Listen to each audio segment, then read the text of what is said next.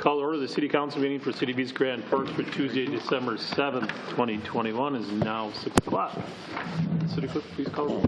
Mayor Steve Gander. Here. Council President Mark Olstead. Here. Council Vice President Tim Riopel. Here. Council Members Clarence Vetter. Here. Dale Helm. Here. Tim Johnson. Here. Mark Demers. Present. Brian Larson. Here. Does term quorum please stand for the Pledge of Allegiance? Pledge allegiance to the flag of the United States of America and to the republic for which it stands, one nation, under God, indivisible, with liberty and justice for all.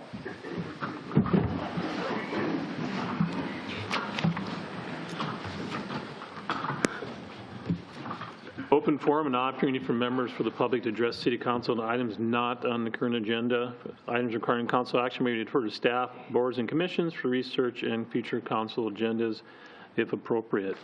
Is there anything that is not on the agenda tonight that you'd like to address City Council?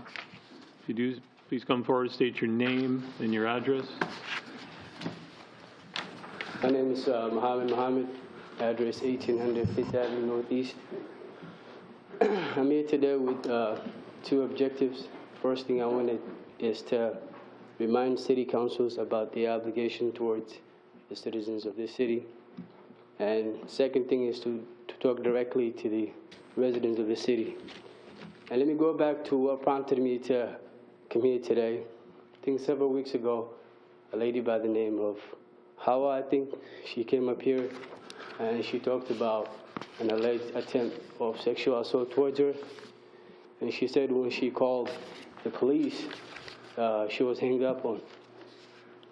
I don't know about the definite reasons and the details of the case, but what I was upset about is when she was brave enough to come over in front of the council and the council members did not validate her.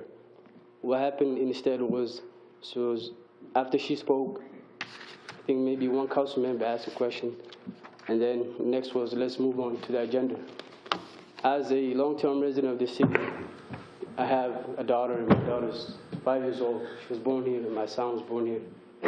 That sent a message to me that it's sending out a message that we're not, I don't know how to word it, but that lady deserved to be validated. And if at that time my daughter was old enough to watch that video, that would not send a good message to her and to other young females that we have in our city. And when I thought about that, I sent out an email to all council members, and I did not receive an answer. I'm a person of faith, so I kept optimism of faith. I sent out a second email. I did not receive a response.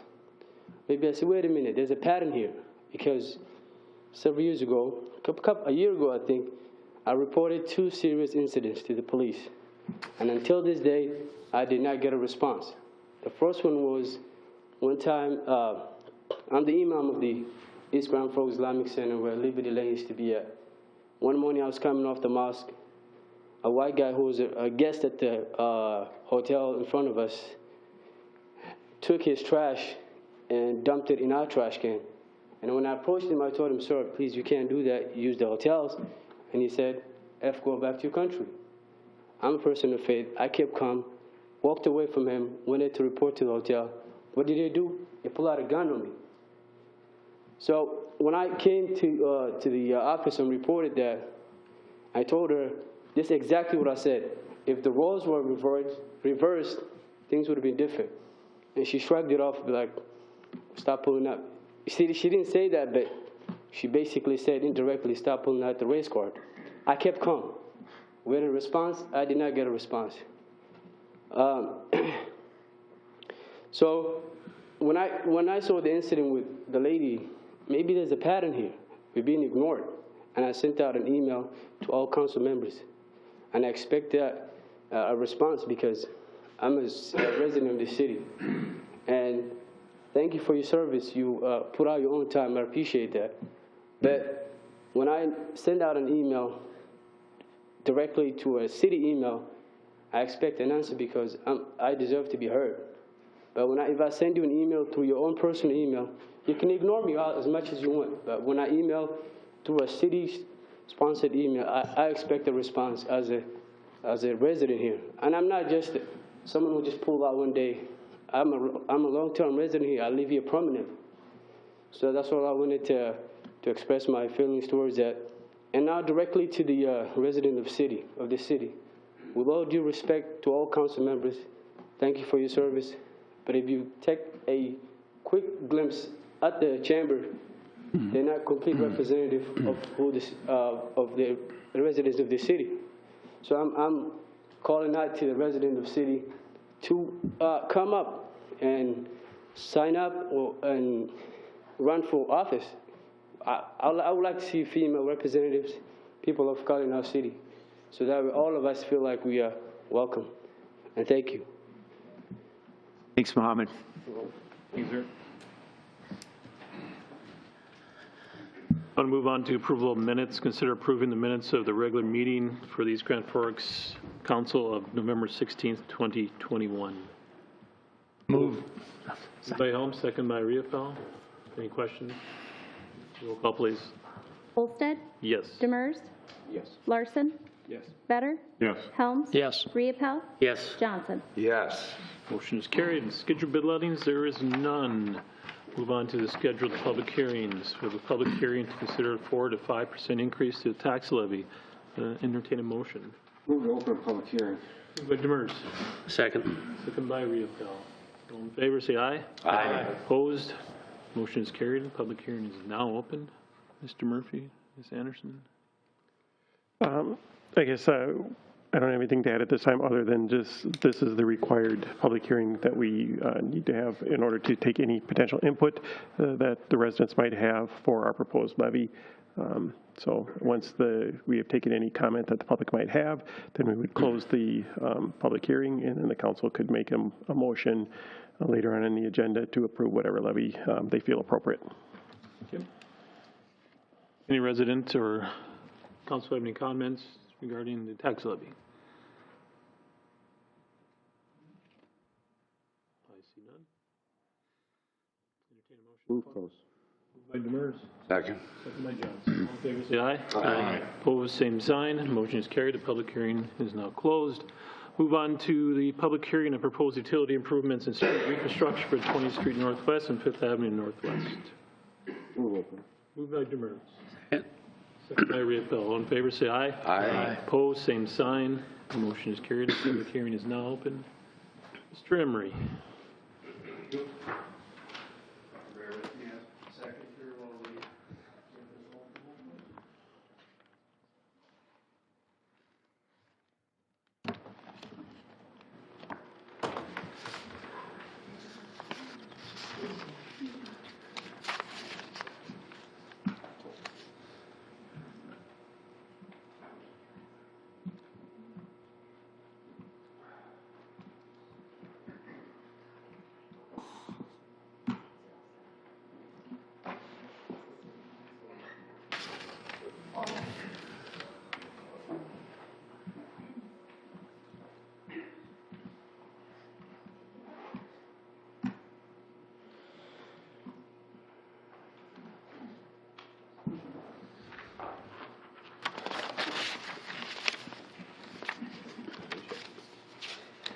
Yeah, there's a comment from the public that would you please talk specifically in your mics because I can't hear the council members.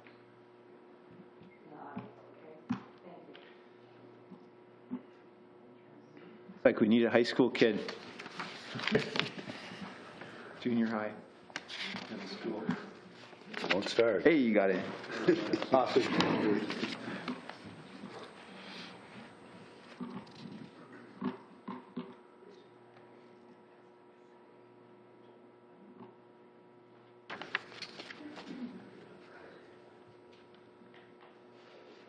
Okay, sorry about that little delay. So again, my name is Steve. Bring that mic over, Steve. Sorry, bud. Yep.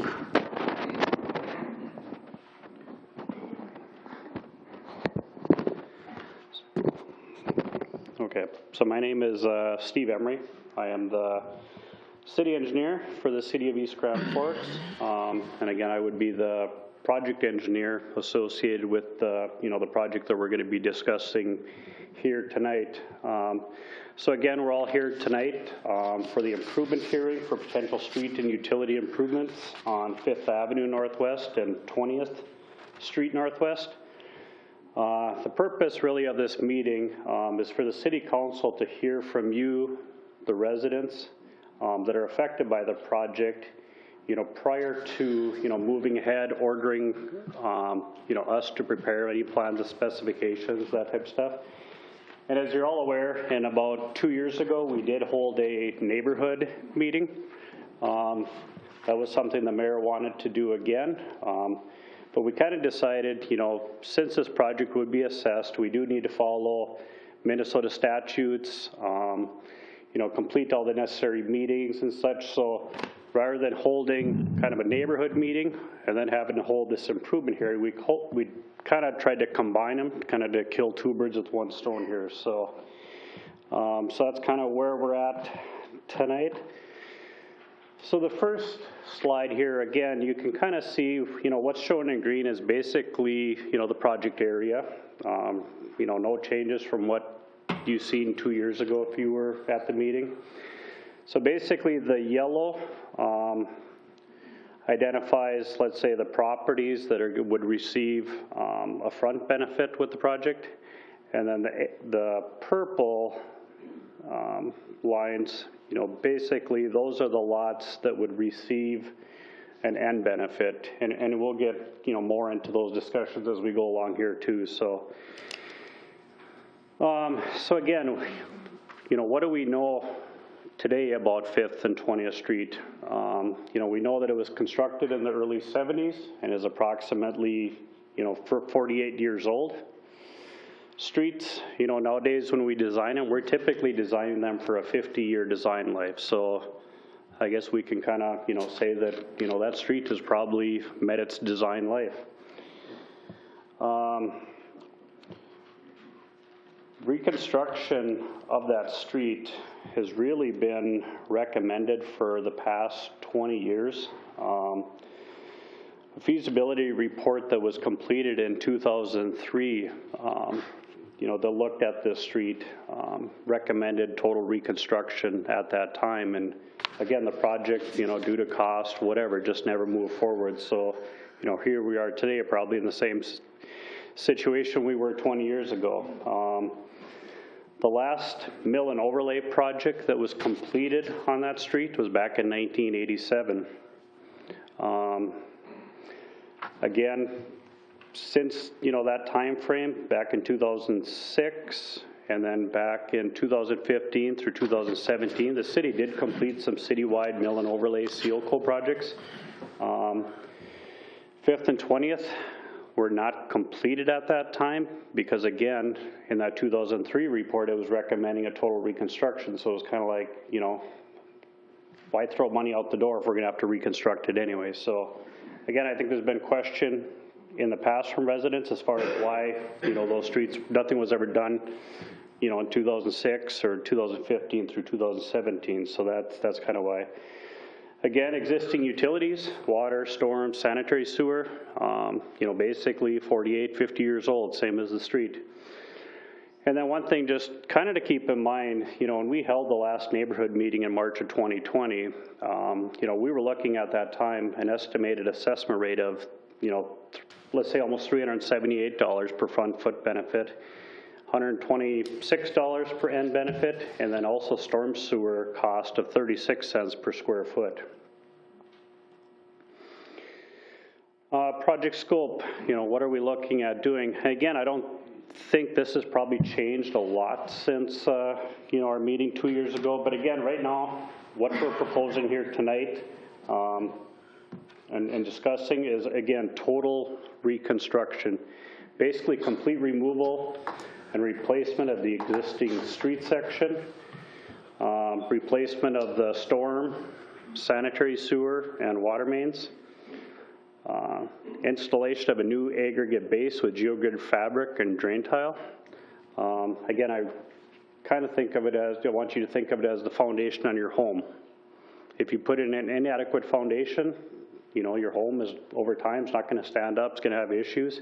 Same thing here. If we don't have an adequate base section for that roadway, you know, it's just not going to stand the test of time. We're going to have, you know, issues. Again, the two options we're looking at tonight are either a concrete or a bituminous street section, you know, with basically new concrete curb and gutter. Also looking at new sidewalk and ADA curb ramps to meet current ADA standards. You know, right now, when I'm out there, I mean, we got gaps in the sidewalk system where sidewalks aren't connected. We got the sidewalks located right behind the back of curb. As a sidewalk comes through the curb, hits your driveway, it's about a 10% slope. I mean, someone tried to make those movements in a wheelchair, you know, would have one heck of a time coming through those driveways. So with the project, if it moves forward, we'd like to try to pull those sidewalks away from the back of curb, maybe 3 to 5 feet, and then through the driveway. You know, you've seen it in the past, you'd almost have that flat spot where the sidewalk would come through the driveway there. So someone handicapped trying to, you know, work their way up the street in a, you know, a wheelchair, whatever, you know, would much easily be able to do that. And again, you know, with the project, we're basically, you know, we're looking at replacing everything pretty much from property line to property line, including, you know, your driveway aprons and everything. So, project funding. Basically, you know, what we're looking at as part of this project is we basically have 3 different funding sources. I think the first time we met, you know, we were looking at basically more or less probably 1 or 2 funding sources. With this project, assessments would be paid for with assessments for the street improvement costs.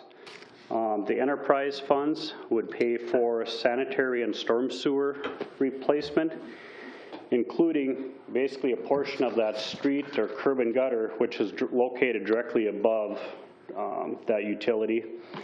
And then East Grand Forks Water and Light is looking at, you know, water main replacement. And then as part of that project, they would cover the cost for removal and replacement of the existing sidewalks that are currently out there. Probably the only caveat, and I don't know if I mentioned anywhere else in here, but what Water Light had stated is if the option for concrete street is chosen, you know, they would replace the water main at that time. If the bituminous street option is chosen, Water and Light, you know, feels that with the water main that's there, but there's still probably 15, 20 years worth of life in that. So their thought is, you know, with the bituminous option, within 10, 15 years, you're going to need to do probably a mill and overlay type of project. So their thought is at that time, they would replace the water main at that time. So, so again, what are assessments? And I apologize, some of this might be old for some of you guys that were at the last meeting, but again, assessments are just a method that the city used to pay for projects directly benefiting from a property. The assessment roll would be filed with the county and paid with your, you know, your county taxes. Typically for these types of projects, you know, typically these types of projects have been assessed over a 20-year time span with about a 4.5% interest rate. And one thing, you know, your assessments, they can always be prepaid, you know, even prior to the city submitting the roll to the county, or, you know, I think at any time over that assessment period, they can be paid off to the county too, I believe, with really no penalties. So assessment calculations. So yeah, again, as we talk assessments, again, we talk front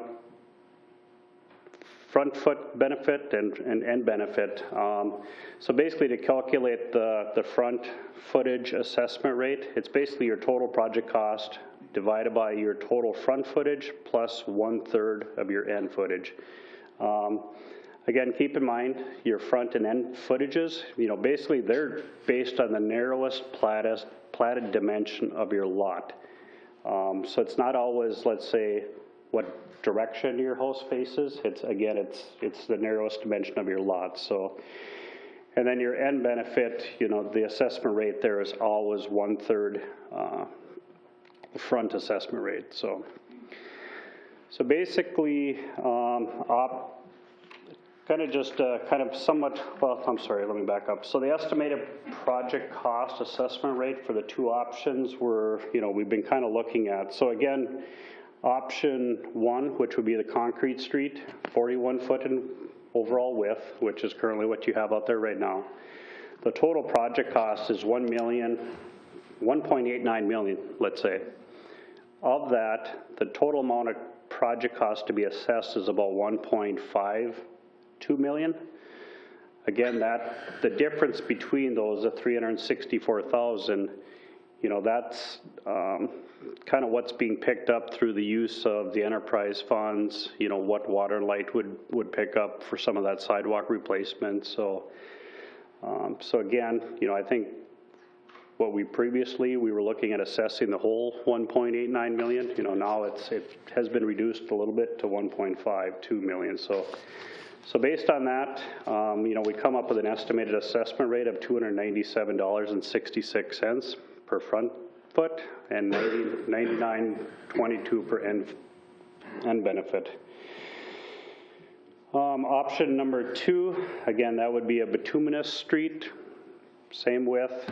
Total project cost $1.55 million. Total project cost to be assessed is $1.42 million. You know, basically a difference of about $127,839. And again, some of that difference is if we went that option, again, Water and Light would not look at replacing their water main at that time. So kind of that credit you would get, I guess, with Water and Light picking up that cost for removal and replacement of the sidewalk would kind of go away. That would be, you know, homeowner responsibility at that time. So with that, you get an estimated assessment rate of $277.79 per front benefit and $92.60 per end benefit. One thing I kind of looked at, even just on option number 1, you know, again, with this project, with the, you know, complete street reconstruction, sidewalks, all the utilities, you know, we're looking at about $2.98 million worth of project cost there. So when you look, you know, what's being assessed, $1.52 million, you know, probably just a little over 50% of that project cost is really being assessed. The rest is being picked up, you know, through enterprise funds in the city. So.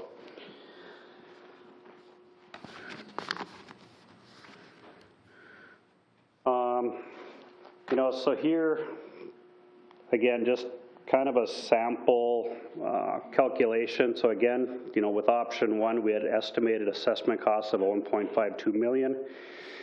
You know, so on the project, we had, you know, 3,700 feet of front footage, 4,100 feet of end footage. So you basically run all those calculations, and that's kind of how we, you know, basically how we come up with those estimated assessment rates. So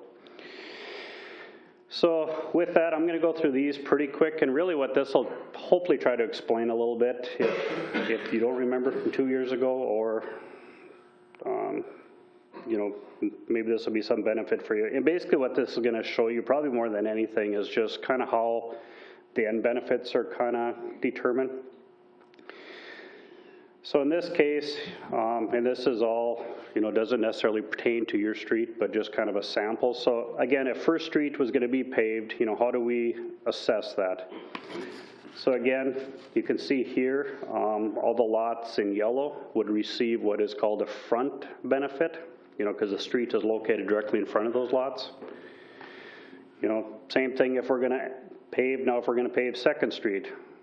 Again, you can see, you know, the properties that would receive basically the front benefit again. You know, but where we run into issues on how, you know, how do we pay for it is, you know, if we're going to pave Second Avenue there now, you know, we don't have any front benefits.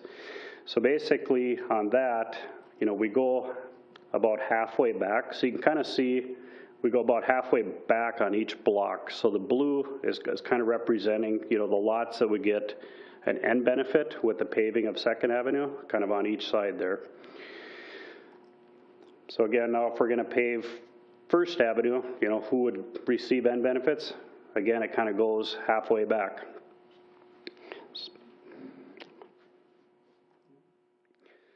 So proposed cost to assess properties, again, using even the rates that we had for option 1.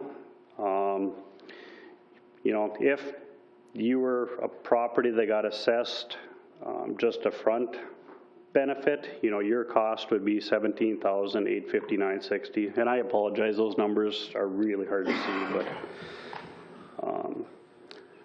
then there's some lots that get basically just a full end benefit. Those lots would be 59, 53. Being we go halfway down the block, if you live right in the middle of the block, with this project, let's say you may only receive a assessment for half of your lots. So in that case, it'd be $29.76. So lots with full front and end benefit, again, would be a total assessment of about $23,812, and then the lots with the full front and half of it end would be $20,836. So again, just kind of an overall summary, basically just kind of showing that, depending on where you live, if you get a front and an end, there are different, rates for all of those. So I think, with that, really the next steps, and really the reason we're here tonight is, for the city to receive feedback from, you, the residents, so that they can kind of decide at this point too, are they going to move ahead with authorizing, plans and specifications and bids to be prepared, and then receiving bids. To date, all of these costs that we're talking, they're all based off of an engineer's estimate, really no pricing from contractors at this point, but I hope I'm close, but, it just all depends on the bidding environment. If we're able to bid it early, contractors are hungry, we get good prices, so. And then, if the council would decide to proceed with preparation of plans and specs, receiving bids, there are kind of a couple options too that the council does have. So we will need to hold a final assessment hearing, and that can actually be held prior to awarding a project, based on as-bid costs that the city would receive from contractors, or, after completion of the project. Once the project's completed, all of your project costs are known, the city could hold a final assessment hearing at that time. Really, I think we've done them both ways. It really comes down to a comfort level with the council. So I think with that, I appreciate your time. We'll kind of open it up for questions that you may have for me or the council, and I guess just kind of see where it goes. And if you'd like to address council, please come up to the podium and state your name and your address, please. Appreciate it. Steve, turn the, See if you can put the microphone back. differently. Yep. I'm Chris Reek. I live on 20th Street, and I got questions for Steve. Is there contingency money in your numbers? Is there possible overruns? Yeah, right now we do have about 10% contingency. Okay. And then, is it a public bid, or all state vendor contractors approved to bid it, and will it be a public bid opening? It would be a public bid opening. Steve, And- can we get you to go to your seat so you use your microphone? Yep. And it'll be open to all state contractors that are approved? Yep, Okay. yep. It'd be public advertised, publicly opened, yep. Yep.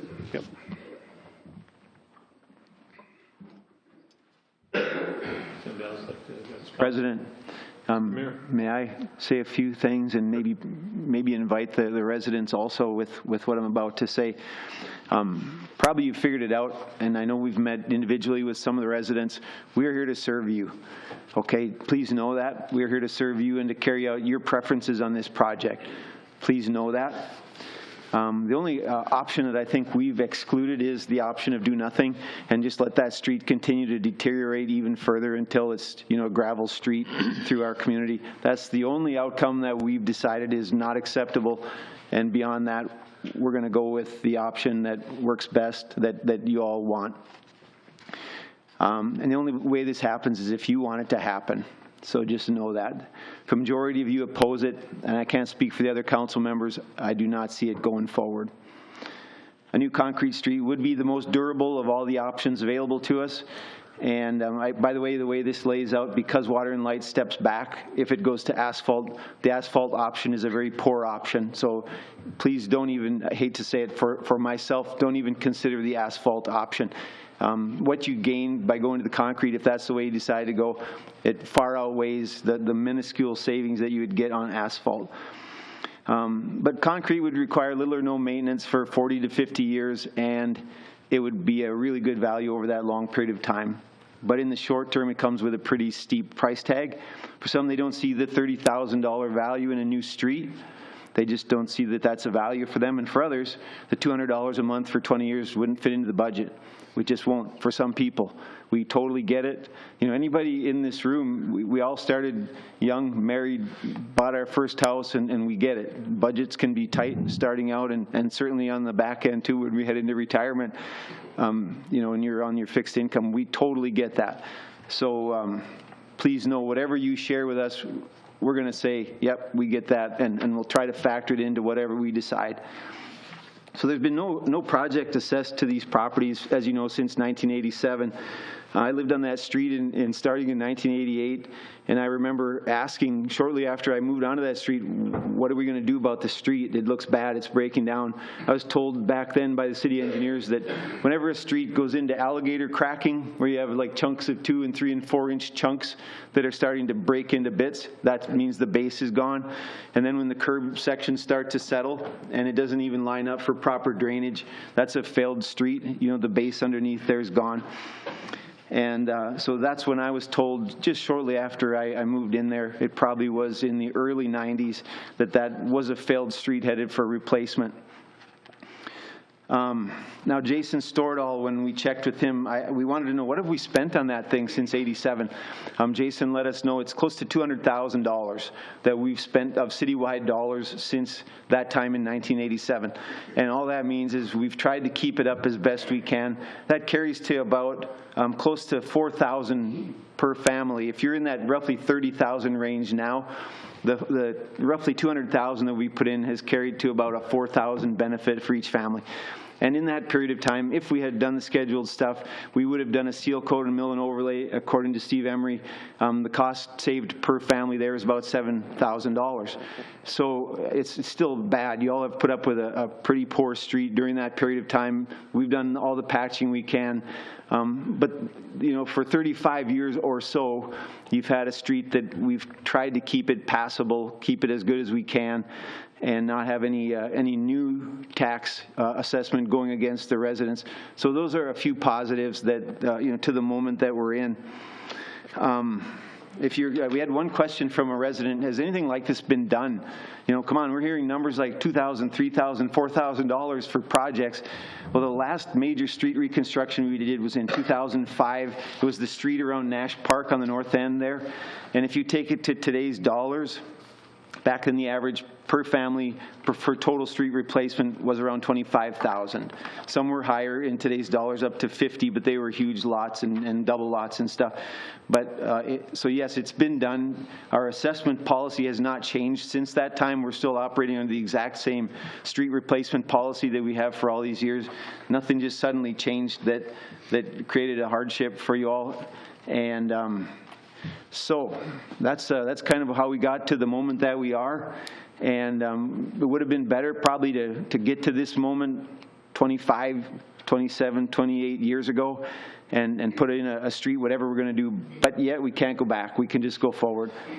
And so by all means, anything you have to say, it's totally legit. Everything you say, every unique circumstance that you have that impacts the situation is relevant to our decision that we're going to make later on in the agenda. So we really want to hear from you.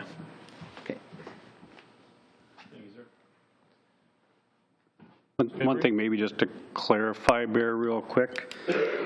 Again, you know, as you're aware, back in, like you said, 2006, 2015 to 17, you didn't, you know, you guys did not receive mill and overlay seal coat.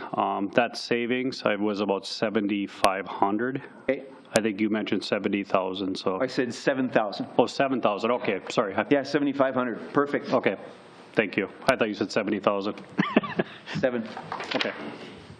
Hi, I'm Gloria Ernest. I live on Garden Court, which is, you know, 5th is what we have to go on to get out of Garden Court. And when I moved there in 79, I thought I had a concrete street because it looked like a concrete street, and I thought, oh, yippee, you know, I'm never going to have to worry about an overlay of any kind. It's going to outlive me.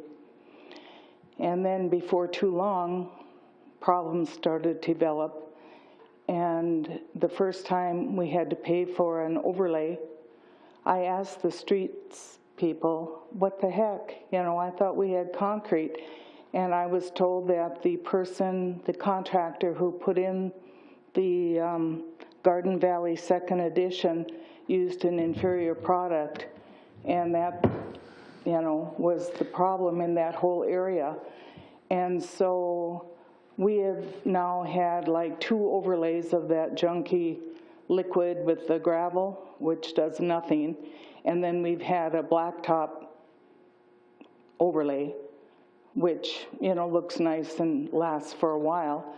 And now this will be the 4th time to have a street repair, or now you want to have a whole new street put in. And I thought, geez, you know, we live in this court that you either have traffic of people who live there or someone is lost. And there is no thoroughfare of any kind. And so in the time that I've lived there, the traffic is just non-existent. Like I said, you either live there and drive on it or you're lost. So there is no reason on God's green earth that there should be 4 street, you know, redos on that court. And I know I've heard in the public that, geez, these people don't want to pay for their, you know, street work. And it's like, give me a break. I've already paid for 3 street jobs, right? And this one is an exorbitant amount that we're being charged on Garden Court, I feel. The others haven't been cheap either, by the way. And so I'm not very happy about the amount that we're being charged. Now I'm retired, and I'm really not happy. I sided my house last year. You know, that's it. I don't have extra money right now. And I don't want to have to take loans out for stuff like this. I'm 71 years old. I shouldn't have to do that again, to be quite frank. And when I was told that the inferior job that was done on the street, I said to the streets people that were in office at the time, I said, well, did you go after the inferior job that they did? Well, no, they went out of business. And I said, so, you know, you should still have the right to go after the guy who did the job. Why are the citizens now being penalized and paying for the bad job that was done? And that's done too often in the city of East Grand Forks. Things just don't get settled properly, and the citizens pay the price, and it's not right. So that's not the only time that that's happened in this town over the years that I've lived here. And it sucks, to be quite frank, and it shouldn't happen that way. And now there's money coming down from the feds. Why haven't you talked about that? How much money is coming to this area from the feds? I just read that the state now has between $7 and $8 billion surplus. How much of that can we get? You know, we on our area shouldn't have to be paying again, and again. Why can't you people try to find another source? I think we've done our duty, and we're not shirking it off. And it's not our fault that the city didn't go after the idiot in the first place that did a bad job. It's the city's fault, and yes, the city should have to pay it. Mr. President, I do have a question for Steve Emery. After a street goes in, how long is the typical warranty period against failure, and how soon after that one went in did it fail? Like, I guess I can't Yeah, would answer you your maybe question, dig into it? but typically it's a 1-year warranty period.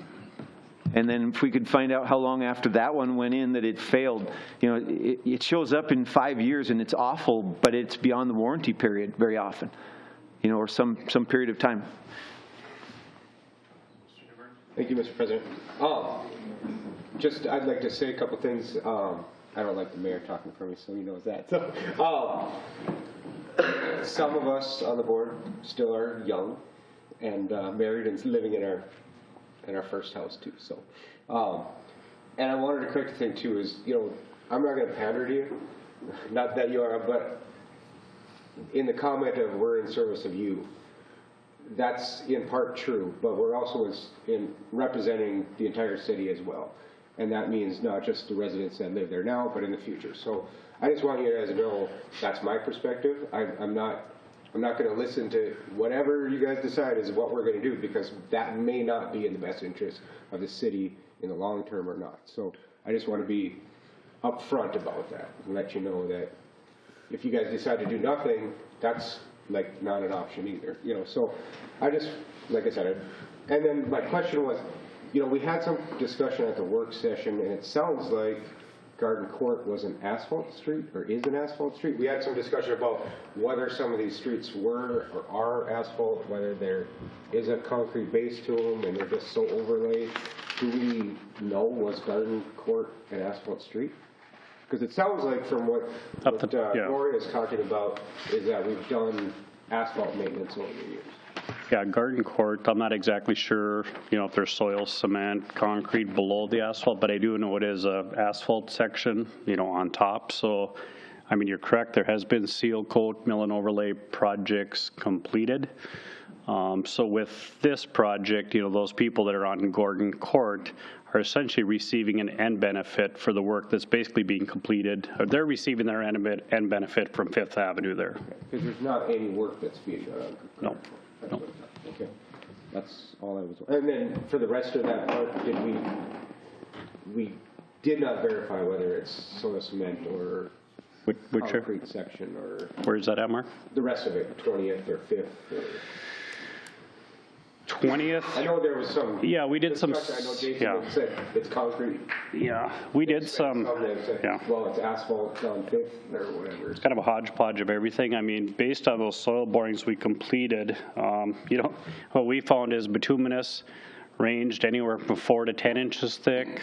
The gravel base section ranged from 2 inches to 7 inches thick. So, you know, just very non-uniform. And that was on 20th and 5th? That was on 20th and 5th, yep. Thank you. So does Gloria, where did you go? Does that kind of answer your question about why this isn't a project that's actually on Garden? I don't even see. She's in the back. Sorry, that this isn't an actual project that's on. Right, but it's for Fifth Avenue. No, it is not. I got all the paperwork here. I don't know how much I got to pay. Right. 7,000. Steve, could you put up the map again? She gets assessed. She does, but I'm saying that it's not for work on. It's not for work on hers, no. An end benefit, right? She gets. Yes. Yep. It's not for direct work on her street. $6,666.88. Yeah. Ma'am, if you look here, the area in green is basically where the project would be. So again, you can kind of see there is no green, you know, in the Garden Court area. But again, you're basically, those people in Garden Court are receiving an end benefit for the work on Fifth Avenue there. So again, there would be no work directly in Garden Court there. I don't care what you want to call it. It's a $6,600 bill that I have to pay. Call want. Nope, I understand. Yep, thank you for your comment. Anything else, Mr. Burris? No, not at this time. Chris Reek again, I live on 20th Street. At our meeting that you referenced 2 years ago, you guys said you'd take care of the buses and the big trucks driving down 20th Street. You'd make a call to protect that road. Every 40 minutes they're going by. So we either got to rebuild some trust or somebody's got to answer the phone. But nothing's changed. So I guess one of my questions, if or what is the city's intention to control traffic on that to protect a road you're asking us to pay for? It's like Nancy has a response. We did pull buses when Jason asked us to, when it was, before the work was done. I visited with our bus staff. Based of the distribution of the bus on the chassis, the weight is no different than like a large SUV and or because it's a low floor bus. However, it is in our plan to move that once we redo our transit development plan. But just so you're aware, those buses do drive, especially the low floor buses, on a number of city streets, and they do not have the weight that a heavy truck does. So it is not a weight issue. This is what makes my house. Yeah, I agree with that. A Suburban could drive on my house all day, I wouldn't know a bus I could feed. Right. And the beat trucks. Thank you.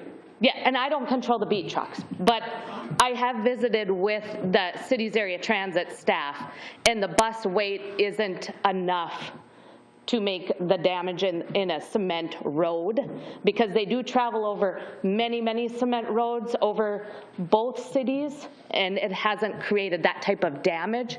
But again, we are removing the bus route from your road from future on if the road was to be rebuilt. So, and in the past 50 years, we have not had the bus route on 20th. So it's been a recent change. So it hasn't been on there before 2003. It's been recent. So I mean, possibly. It may not have been full-time for those 50 years, but the buses come through much more frequently than any other heavy-duty vehicles do.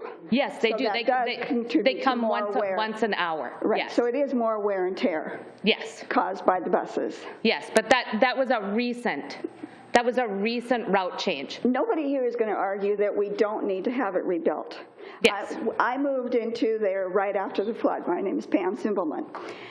We were told then that because of all the heavy traffic from the flood vehicles, the big 6x6s and everything else that they were using, that street was going to be rebuilt then after the flood. We know there were monies set aside for that. However, it was not spent on our street. I don't know where it went, but it went someplace. In all the repairs that have been done, you said since the mills and overlays, have been from 17th up to Garden Court. Sometimes the south end of Garden Court, sometimes the north end of Garden Court. Never has it gone from Garden Court to 20th in the time that we've lived there. So all the money that you say you have spent on fixing the street is not true. We live on the corner of 20th and 5th. Our street has never, in the 24 years that we've been there, have we had in front of our house done. So the fact that you're saying you saved us money, I don't buy it. Money was spent, but it was spent on a lot of patching, some large patches. Not in front of our house. Okay, we're talking in this whole area from 20th to 5th. Right. That's the zone we're talking Right, about. but you're asking me now to pay for everybody else's, even when ours hasn't been repaired. The money would be spent when you had an opening that was of some size and some depth. That's when the money was spent. And if you look, even 5th has had a lot of patching during that period of time. A lot of patching. I know. I've been there, and I've driven it day after day after day, multiple times a day. But I'm saying is parts of 5th have had it. Oh, yes. Don't lump all of 5th or all of 20th into it, because it's only been certain sections Oh, of yeah. it. The worst failures get the patch. Right, understood. Ma'am? But You are correct. I mean, the last time any work was completed on 5th, probably on 5th or 20th in this corridor that we're looking at that's shown in green there. The last time any type of maintenance type project has been completed there was 1987. So again, I think the point is when in 2006 and then the 2015 through 2017, when the city did kind of the citywide maintenance projects, which consisted of mill and overlay and or seal coat, you're right, those streets did not get anything done, and there was no assessment to those properties. Correct. So I think the point is, by not having those two projects, essentially you saved in today's dollar approximately $7,500. But in the letter and everything, you're stressing the fact that you spent already a bunch of money fixing and patching those streets. That's correct. I mean, the city has had to patch it and has spent $200,000. It's not entirely true, is my point. It's 100% true. To the penny, it's true. Parts of the street, yes. As they open up and needed a patch, they got the patch. But like he said. It's 100% true, ma'am. 15 and so that $200,000 that you said you spent on, I don't know where it went, because it certainly wasn't in front of our house or leading up to our house. Mr. Stordahl can show you to the penny. Okay, I mean, I believe you spent it. I'm not arguing that. I'm not arguing that at all, but it's only certain portions of it that it's been spent on. Oh, as the failures took place. Now, I think the biggest problem we all have is the assessments and how it's being done, and that the city is not really kicking in anything. Until now that we've heard, because in the first go-round, there was no extra money coming from Water and Lights or the Enterprise Fund or any place else. So I guess I'm kind of curious why all of a sudden we have that money available to us when it wasn't before. The other question I have is, at the earlier meeting, we had talked about possibly getting the street being done in a narrower. Instead of 41 feet, it was like, what, 39? 34. Is that still a possibility? I'll answer the first question, and then we can go to street width after that. To how did it happen that some enterprise dollars are able to come in now for storm sewer, sanitary sewer? We took a look at the way Water and Light handles their water main replacements, and they're very proactive in looking ahead to where the need is in the city. They look at the age of all their stuff. They look at maybe some lead pipes that are still underground, and we want to keep our citizens safe. So they are scheduling future maintenance year by year by year and staying ahead of it. And we decided to start doing that also with our storm sewer and sanitary sewer through the enterprise funds. While the Water and Light Department is also willing, as you know, if we're doing a major street reconstruction project, to prioritize their dollars into that project. So in keeping with that sort of an approach, we took our new policy, which is to schedule maintenance more intentionally on storm sewer, sanitary sewer, and we applied that also to this project, so some of those dollars are able to come in and reduce the cost to the residents if we do this project as we're discussing it. So it was a policy change that we, the City Council, put in to line up a little more with Water and Light, and that's how it actually brought down the cost of this project a little bit to the residents. Well, we're welcome to costs. I mean, the extra funds, definitely. Definitely want to welcome that. And I don't have an answer to section width, but let's have that conversation. Yeah, again, like I stated, I mean, your existing street width is 41 foot wide. Typical residential streets in this community, for the most part, are either 41 feet or 34 feet. Areas, specifically these residential areas where, you potentially have people parking on both sides of the street, that wider width is nice.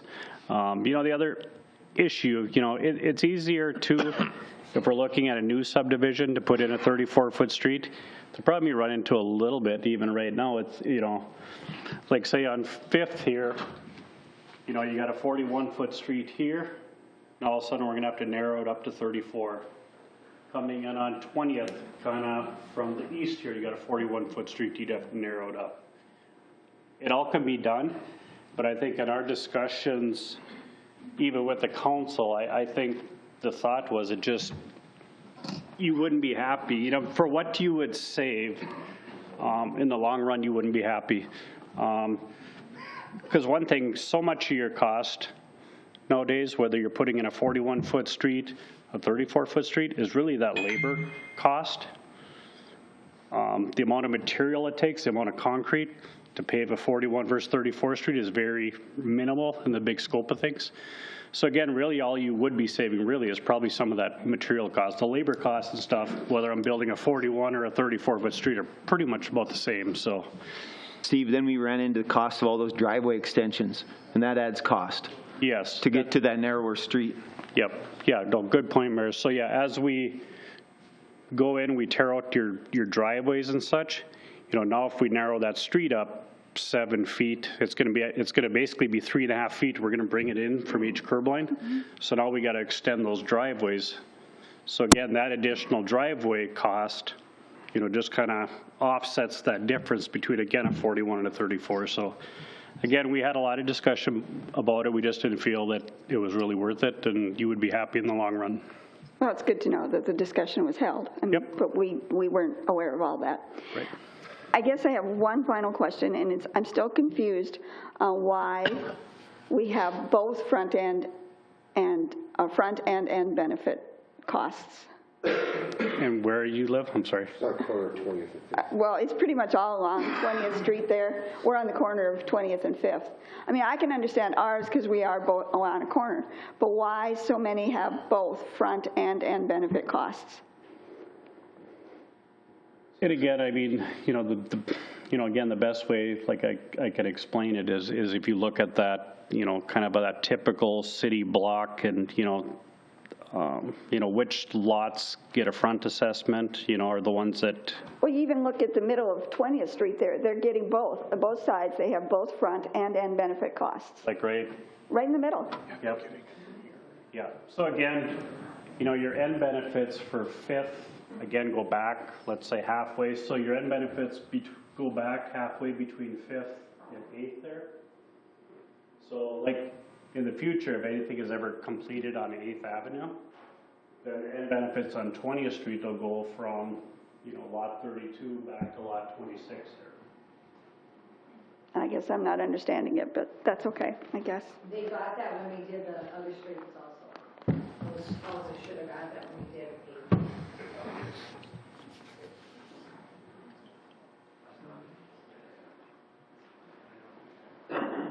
Thank you. Ma'am.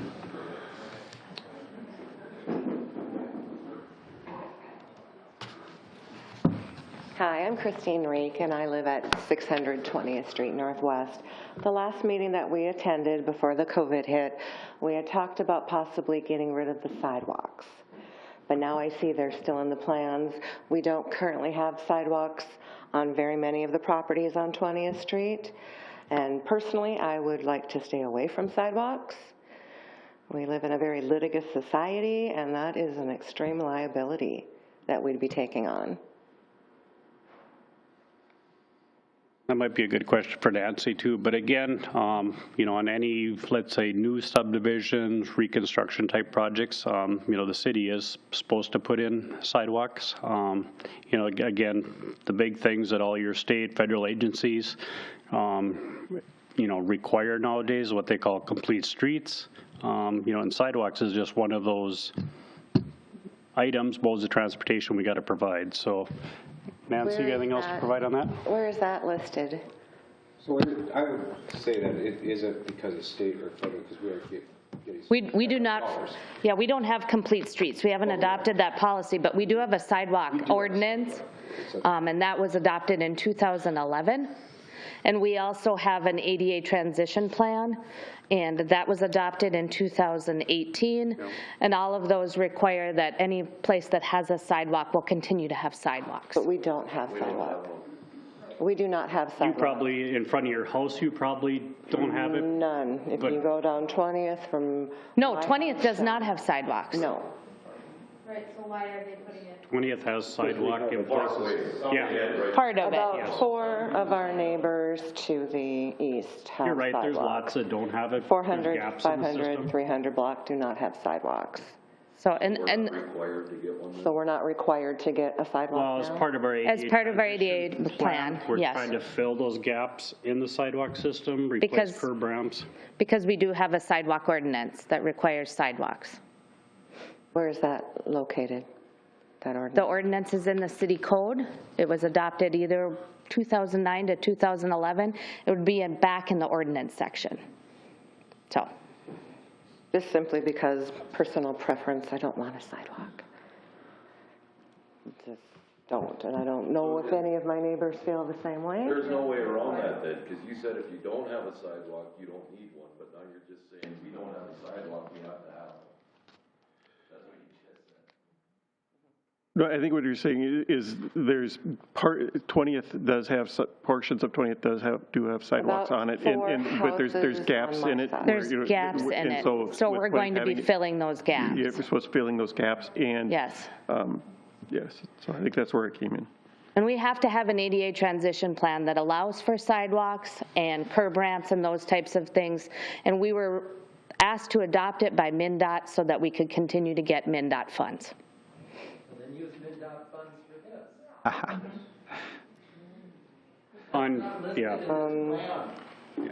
What's not listed in the plan? MnDOT funding for this. I don't have anything to do with the funding. You're just asking me about sidewalks, and I'm just telling you what our plans are for sidewalks. Steve, in this plan as it's proposed, it would be water and light, right? It's not part of the resident.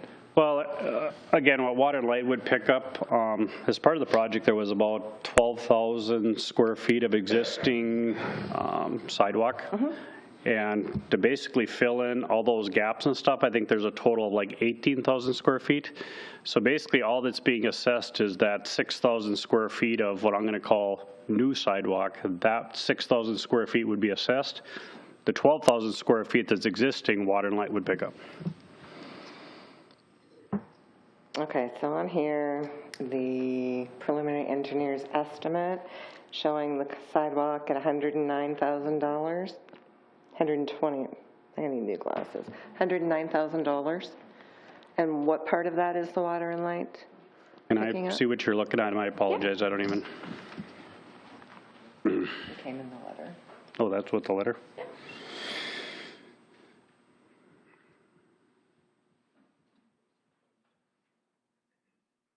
So, yeah, the 12,575 of remove concrete sidewalk, that would be essentially Water and Light.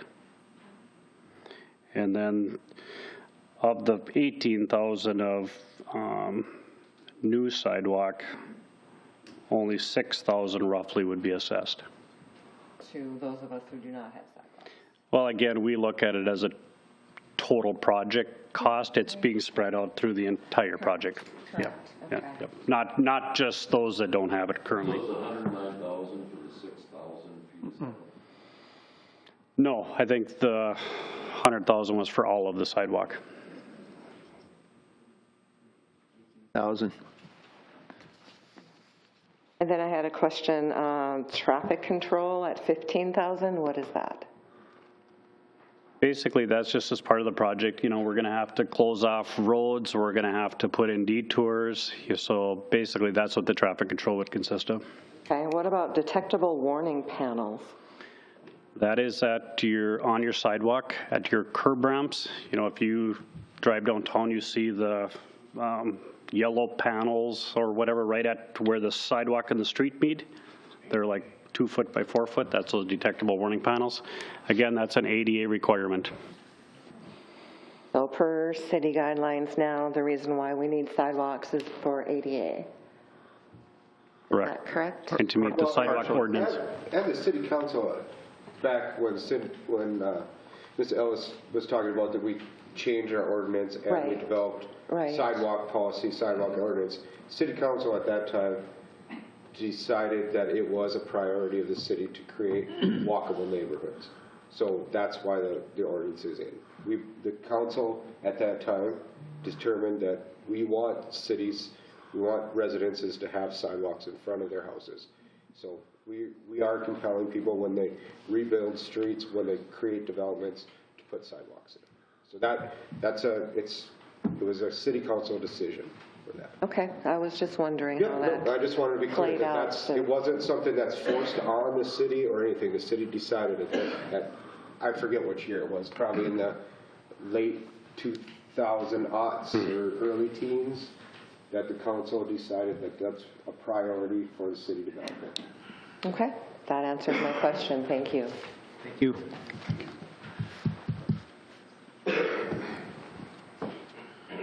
Hi, I'm Donovan Hanson. I live at 403 20th Street Northwest, and I'm just curious about the map up there. Can you explain, on the very end, the purple line there in the corner, that is my lot, yes. Can you explain, I assume that end benefit is the Fifth Avenue end benefit? Yeah, the end benefit you're receiving is for Can you Fifth. explain why the people on the other side of the street don't have that? So like on your lot, the end benefit is low, basically we went from Fifth over Halfway to across, right? Third. Yes. So it went halfway back. Being there's no, on the north side, essentially being there's no other road, the end benefit basically went between 8th and 3rd. Do you follow? Because to me it seems like almost like everybody on that side of the street isn't going to use Fifth Avenue or whatever, and I don't ever drive that way because it's a terrible road. Right. But that makes a little bit more sense. And then There's a fifth leg. right, no, I get that now. Okay. And then with the sidewalks and stuff, there's no sidewalk in front of my house, and I assume there will not be a sidewalk in front of my house because I'm not in the green area. Is that correct? Since they're not doing street right in front You're of my right. driveway. You probably wouldn't have sidewalk in front of your place, Not in this correct? project, no. That's what I Yeah, thought. you're correct. So, Did you want a sidewalk? Yeah, if you want. I would do more than that. I have a dog that I have to walk on a street. I get the benefit of having a sidewalk, but I don't. He walks his dog every I don't morning. get a $7,000 benefit of no construction in front of my house. That's the thing that I'm struggling with. No sidewalk, no street. If it was storm sewer related, I could get that, but that's not assessed because it's those other funds. But I can tell you that the water runs out of this area right now and pools in front of the church. The one time that it rained all summer, I had to go the other direction because where that intersection was just redone a couple of years ago by Christ the King Church and Peterson, that whole intersection was flooded. There was water up on the church lawn, and that's a brand new intersection that should have had, I think the reason that was fixed was because this must have been a water main break or something, but that makes me a little nervous that a brand new chunk of the neighborhood drains that poorly. I just, I think the one drain was blocked there with debris. that's possible, but it's not the only time that that's happened either. No. So, I don't know. Like everybody else has said, I know that the street needs to be done, but it also kind of pains me to think that I was not even born the last time maintenance was done on this street, and I don't want to see that happen again. Is there anything that's, like when you talked about creating the enterprise fund to take care of some of this other stuff, staying ahead proactively of the water stuff, is there no plan at all for street maintenance like that? Law right now. What's that? It's against state law right now to have a street maintenance fund. Okay. Well, I just mean, is there a plan, this is when we would plan to replace the street? Do we have, how did this get skipped over for 35 years is my question. I don't want to pay a bunch to have this beautiful new street and then nobody does anything with it going forward. It barely seems like it gets plowed. It's a mess. And it's hard to be asked to pay that without some certainty that it's not going to just happen again. So I've lived here for 5 years. I didn't miss out on paying those assessments for 30 years before that. You know what I'm saying? I don't want to just sink in here and then have it not upkept again. One of the ways that street replacement takes place is by petition of the property owners. And that has happened in our city, that property owners in a subdivision have said our street is in total ruin, we need a new street, and they petition the neighborhood. So someone just stepped up and said, we're going to start a petition and we're going to get that done. And so that's one of the ways this could get done. The city council came at it a little different way and kind of said, we're going to kick this off and see if we can get the ball rolling that way. But please know, if ever a street starts to go down and it troubles the neighborhood, they can take the petition way and get it done timely. It's too bad it didn't happen up there. Right, that's what I don't know what, if it was in 2003 or whatever, this was decided that this street was in need of replacement, why it was allowed another 20 years to go downhill is the question that I have. One of the things that happens, you say, what fool signs a petition to give yourself more tax? It just feels bad, right? Right. But and yet that's really what's necessary. Paying taxes is necessary. Yeah. And not to have a huge bill at the end. If any actual maintenance were being done along the way, we wouldn't be in this situation. That's the way it feels. And there's nothing to be, like you said, you can't go backwards, but I want some assurance that this is not going to be another thing shortly in the future. If the road fails in 5 years like it apparently did in the 80s or 90s. Yeah, no, and I can, reassure you, what we've figured in these cost estimates for, adequate gravel section, pavement, whether it's concrete or bituminous, we figured, a good pavement section, so that street should hold up for 40 to 50 years, so.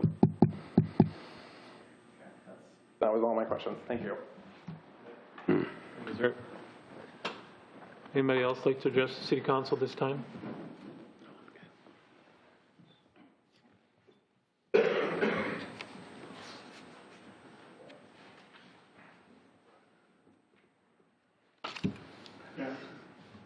Mike Soley, 516 20th Street Northwest. We had met with some of you guys and appreciate your time on doing due diligence on this, hopefully. We had kind of expressed and you had reiterated a lot of what we had gone over. Some of the big concerns is the amount of money that it's costing to do this project. My problem is back when we moved in 97, and I digress, yes, we were told through the meetings from 2003 and beyond, from Staus, Richter, and other board members, be patient. Your street will get done when it gets done with 8th. The truck traffic from the 6x6s and everything doing the flood fight tore the street up.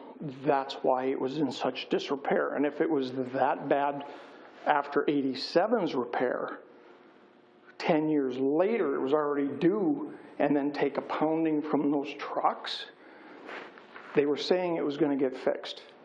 Well, there was affordable housing done in the trailer courts. No taxes were assessed to those places. I'm kind of guessing my street money went to those streets, which it should have been shared at least. Another one of my problems now, in listening to everybody else, is we got a 1-year warranty. My bill for this project would be just under $31,000. And you're going to tell me it's going to be good for a year, maybe, and then maybe have to look at putting asphalt over the top of it 5 years down the road, and I'm still paying for the concrete. One of the problems I have also is if you go down off of 220 onto 20th, that stretch where they just put the Peterson Vet Clinic and stuff, have you ever driven down that road and see how it's failing?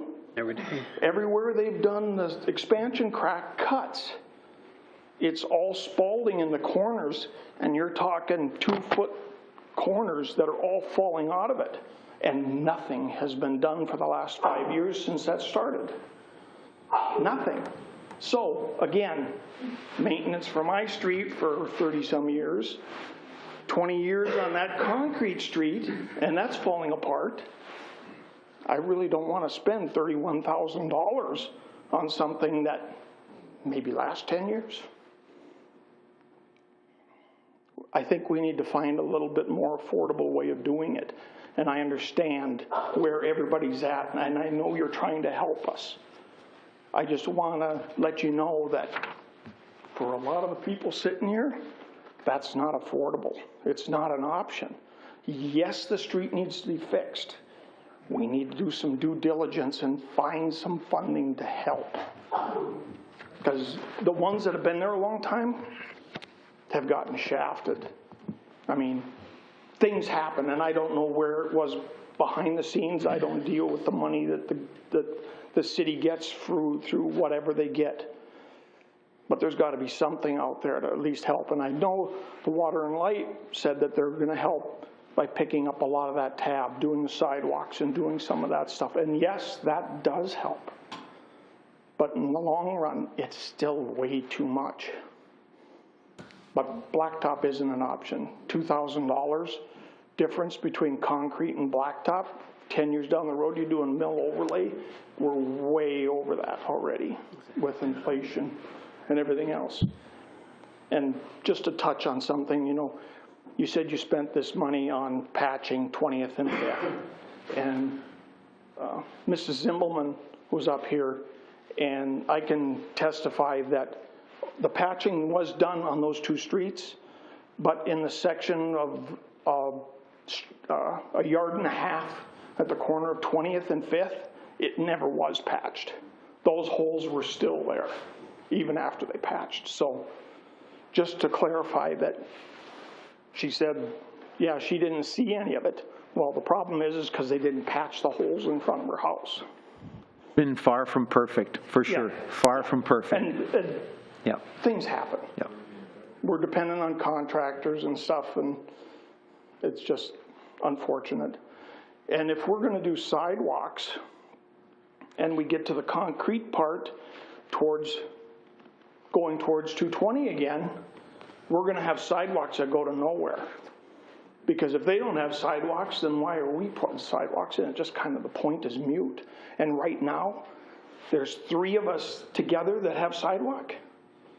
And we shovel them off, plow comes by, there's snow this deep on the sidewalk. And of course, after the snowplow moves it, it's concrete. You just about need a jackhammer. This is part of why in the new project, the sidewalks would move off. Yeah, they would move off the roadway. Very intelligent move. If they go in. On the curb. Yeah. Yep. We aren't in Florida. But thank you guys, and I appreciate your time. I'd like to see some effort in working with us, trying to find something to at least help out. Because right now, if we had to pay that, I think most of us are going to be walking bent over for quite some time. Because it's going to be painful. Thanks. Thank you.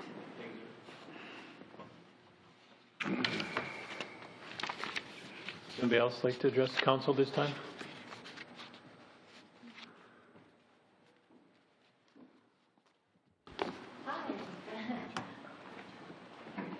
Hello, I am very new to the block. I'm a year and a half on 20th, and I love where I live. I love our neighborhood.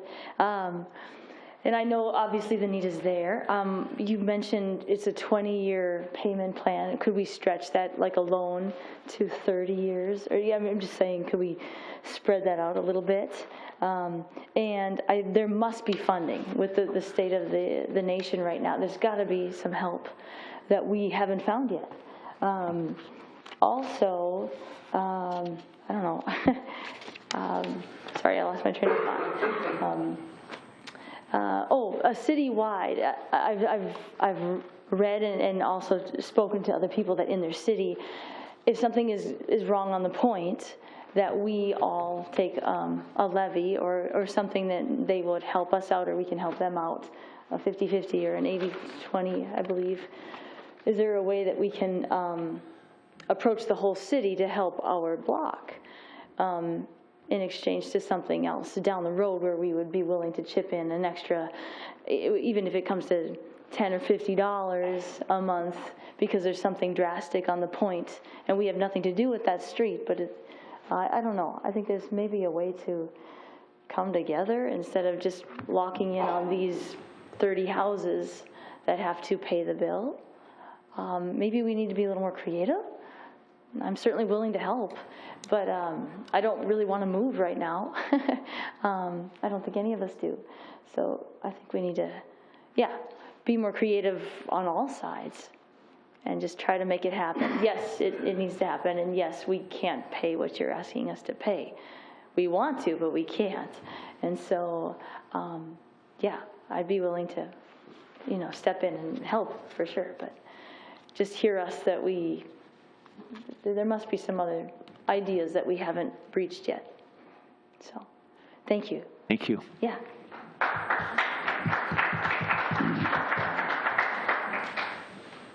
Is there anybody else? President, later in the agenda, we're going to cast a vote on whether to proceed with this project as identified and whether the scope will be concrete or bituminous. Is there any way that we can get a better sense of the preference of the people here other than what we've heard? Is there anything else we can do to try to ascertain what their preference is?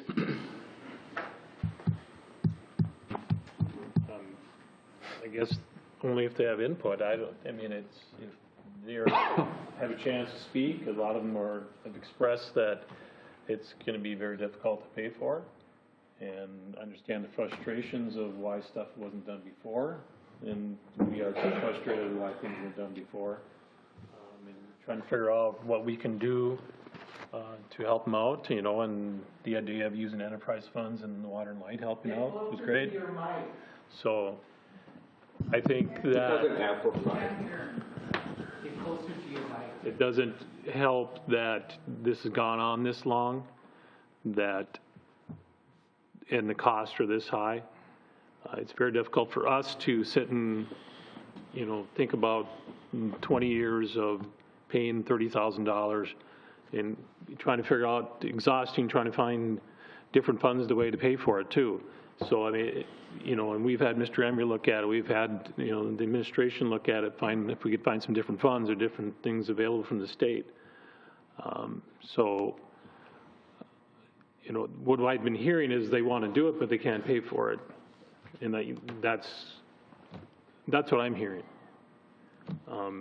without any other assistance from somewhere else. So that's what I'm taking away from this. Mr. Vetter. Thank you. By show of hands, how many want an asphalt street? And by show of hands, how many would like a concrete street? Okay, so we've at least narrowed that down.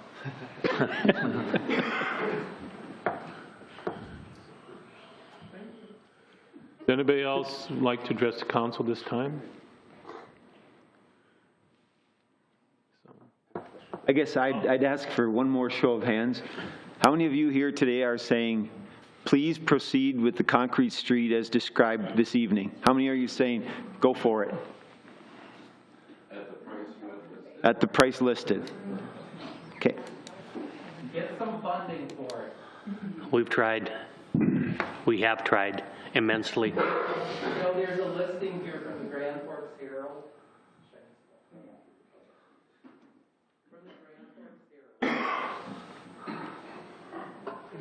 My name's Larry Vanek and I live on 20th. And there were two projects that were listed here. In Grand Forks, right? In East Grand Forks. This was the roundabout. No, this was 10th Street. 2.29 million. 860,000 of that project would have been paid for by the federal monies. 794 from the property owners, and 636 would come from East Grand Forks City government.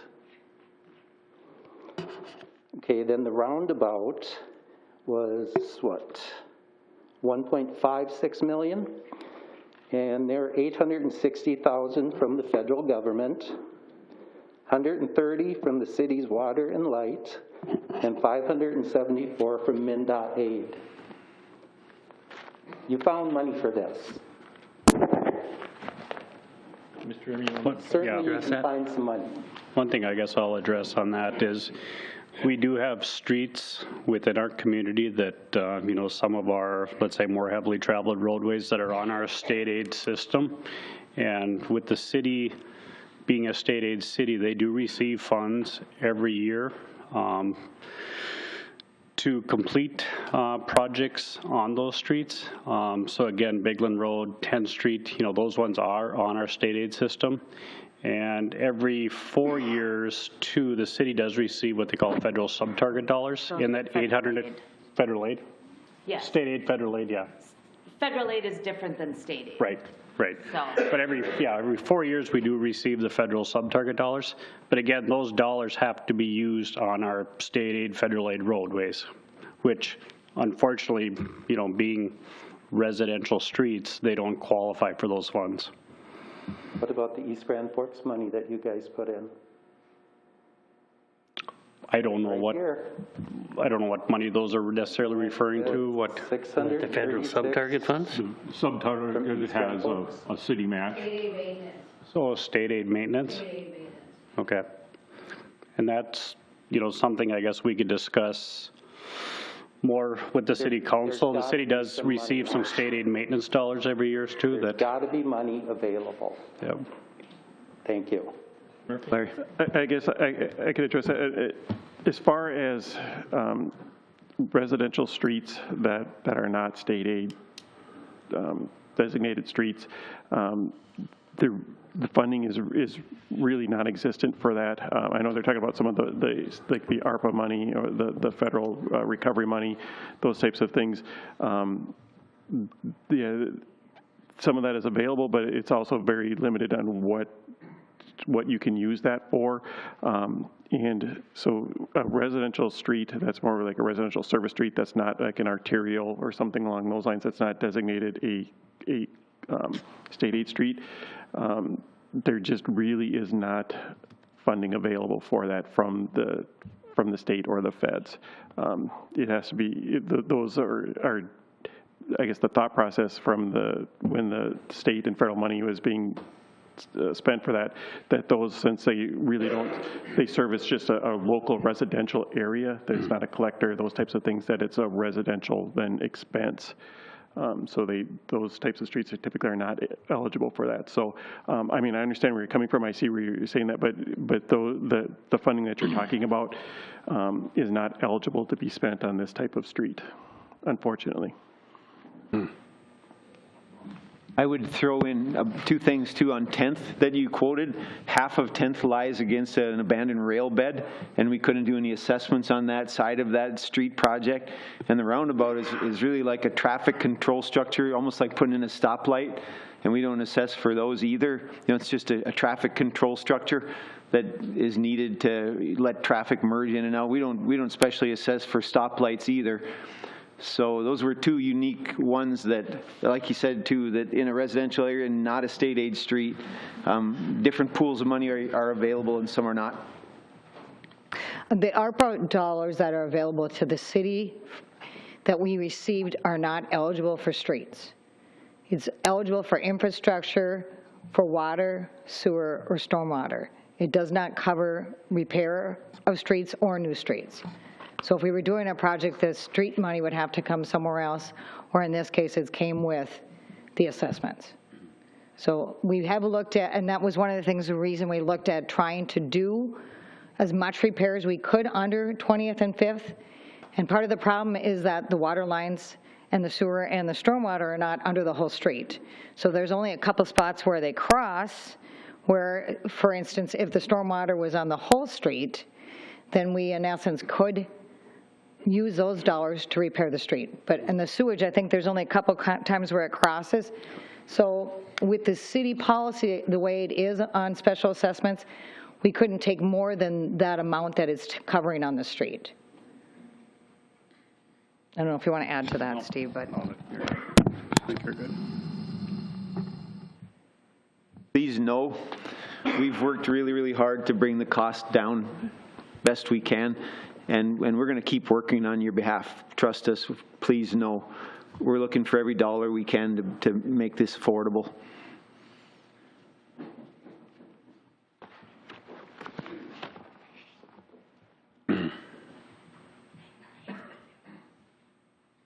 Hello, I'm Brianna Iverson. I live on 20th Street. Well, my parents do. It's under my name. Anyways, I just wanted to come up here after listening to everybody talk and kind of just I'm new to this, getting everybody's vibe up here and just kind of listening to everybody and watching everybody. It seems as if the only person up here that has a little bit of empathy and heart is Stephen Gander. He's really the only one I can listen to that I can stomach, which kind of hurts a little bit. When I'm sitting back there and I hear that, I hear how, what did I say, Trudy? I hear how it's, what did you say earlier? How it's, what did he say earlier? I can't remember, but you said how it's getting old, or how it sounds like everybody wants it, but nobody can afford it. That's what I'm hearing. Well, yeah, that is what you're hearing. That's not really something that is easy to say, and that's, have a little empathy. I don't think I meant to come across that. I wasn't empathetic about it. Well, that's what it sounded like. Well, and I apologize if that's the way I came across. So. And then as far as funding and just like taking the time to look for funding, you know, it sounded like, you know, you really sound like, you know, we're really trying our hardest. You know, you're throwing that out there, and that warms, I mean, me at least, because that was the first thing I saw when I looked at like the pricing, and I'm like, gosh, you know, they really got to get some funding, you know, and I don't know all the rules as far as what you just touched on, like state and Bigland and residential roads. Like, that was new to me. That's great. Good to know. And you're like, God, it's, you know, it's exhausting, you know, it's exhausting to look for funding. It's just getting really exhausting. Well, sorry. It's going to be really exhausting paying this bill for 20 years too, for a lot of people. That's kind of hard to stomach too. That's exhausting. So I think like maybe just have a little empathy, and maybe just like want to work with everybody. And I don't know, maybe just take a little lesson. That would be nice. Have a little bit of a heart.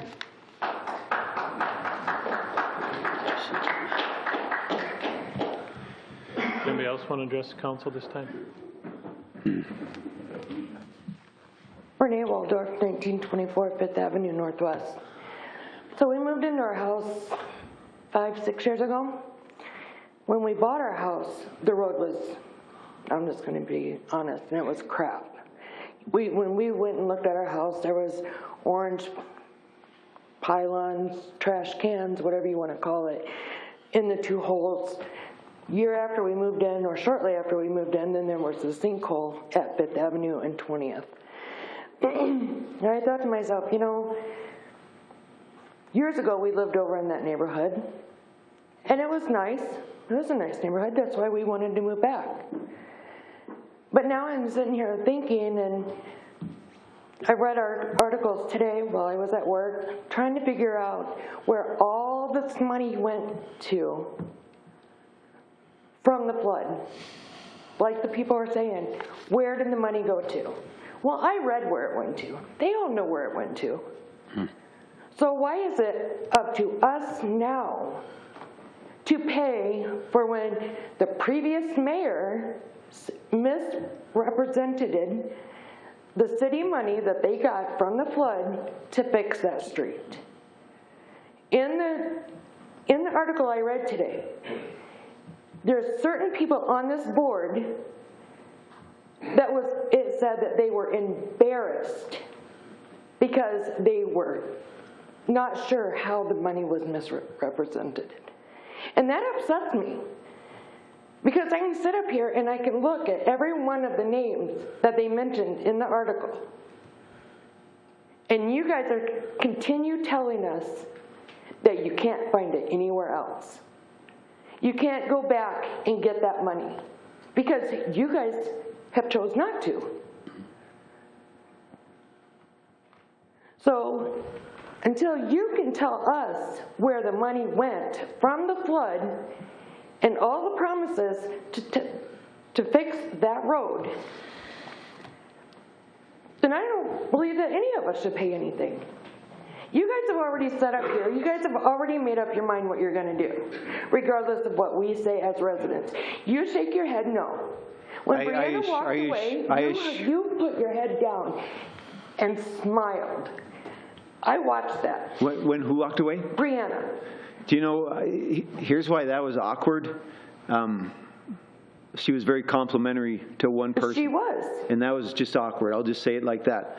But for you to hide your face and smile, that was even more awkward. But I will tell you this. And I'm sure I'm not the only one that noticed. I'm going to tell you right now, the decision has not been made. The decision is made by the input from you all, period. Well, you already see what we said. Correct. And I understand that the road needs to be fixed.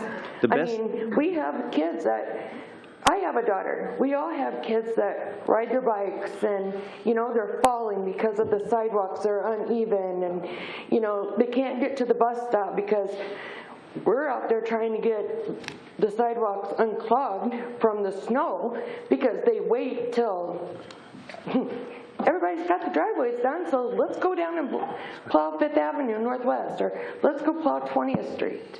I would ask one more thing of you, and that is, will you hang in there and see how the vote goes? Because just later in the agenda, there'll be a vote about how to proceed with this project. And I would ask that you just hang in there and see how that vote goes, because we do want to serve you. So can you tell us where the money went then? And why are we being held responsible whenever it was supposed to have been fixed after the flood and all those trucks did the damage? I've never seen that money was allocated to the street. I know people were told that there was money. I do not know what money it would have been, because even back then, nobody knew exactly how far the money would go and to what priorities. Nobody knew that. And so for someone to have given an assurance that money would be spent to fix that street, I don't know where they would have gotten that information. I was never privy to any sort of pool of money available to do that project at that time. Honestly, I was not. Every dollar that was spent, you know, was spent on property acquisition here, it was spent on economic development there, and it was all, you know, there's a paper trail for all of it. The paper trail is a little murky at times. We could have done better, but it was a crazy time. Now, was there So it was a crazy time. It was a crazy time. Our fault. And we're the ones that are having to pay for it now. But I'm not convinced that there ever was a pool of funds, and whoever was given that assurance, I don't know the one who gave it, really had the authority to give it. That's all I can say. You guys were around during that time. I don't know of anyone who had knowledge of a pool of funds that said, yep, that street's going to be replaced. I will tell you this. I live on a concrete street that at the end of my block was a big borrow pit for the levy. And for weeks on end, material was taken out of there on my street. And when I said my street's going to fail prematurely to someone in the city, they said there's a pool of funds available from the flood that'll take care of your street. I said my street's not going to fail in 1 year or 5 years. It's going to fail in 25 instead of 50 because of what's been going on here. And he said, yeah, you're probably right. That's the crazy time that we were in. Wasn't it said at the last meeting 2 years ago before COVID or whatever it was, that they said that there was money from the flood that was misspent? Did they not? I've never known of such money. Honestly, I've not. But could we have done better in terms of all of the detailed paper trail of money spent around the flood? Absolutely, yes. But I don't know of any funds that were allocated for this that were slid over to that. Honestly, I don't.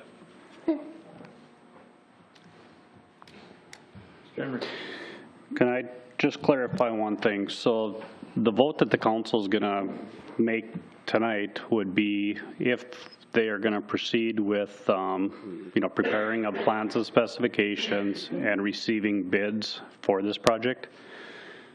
If they vote for that, that does not mean yet at that point that they are moving forward with the project. Again, we would receive bids.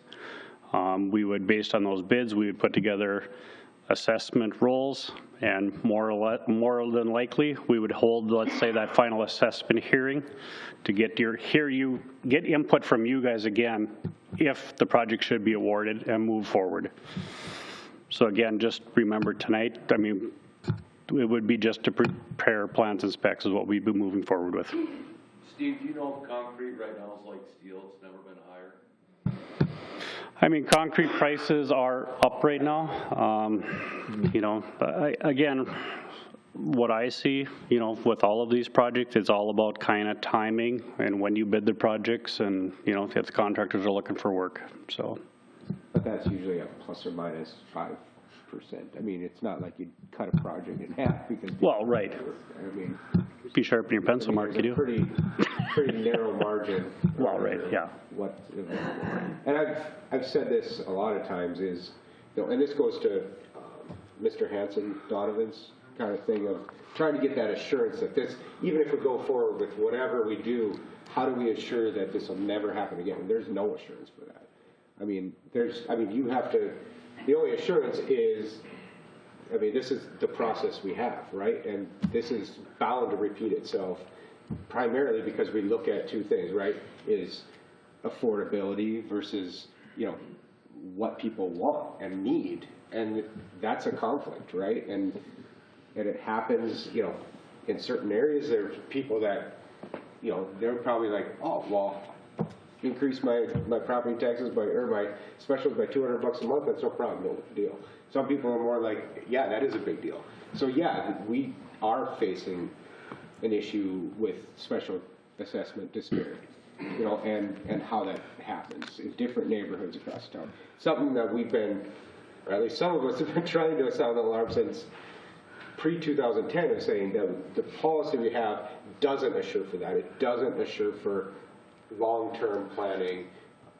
It doesn't assure for those type of things. So, yeah, I think I sent a message to Mr. Larson here yesterday or something, and he was like, how do you know, looking at some of these responses, emails, well, we can afford $600 a year, but doing nothing isn't an option either. Well, what is that? That's a dilemma, right? Like, that's a classic dilemma. You can't have both of those things. They don't exist together.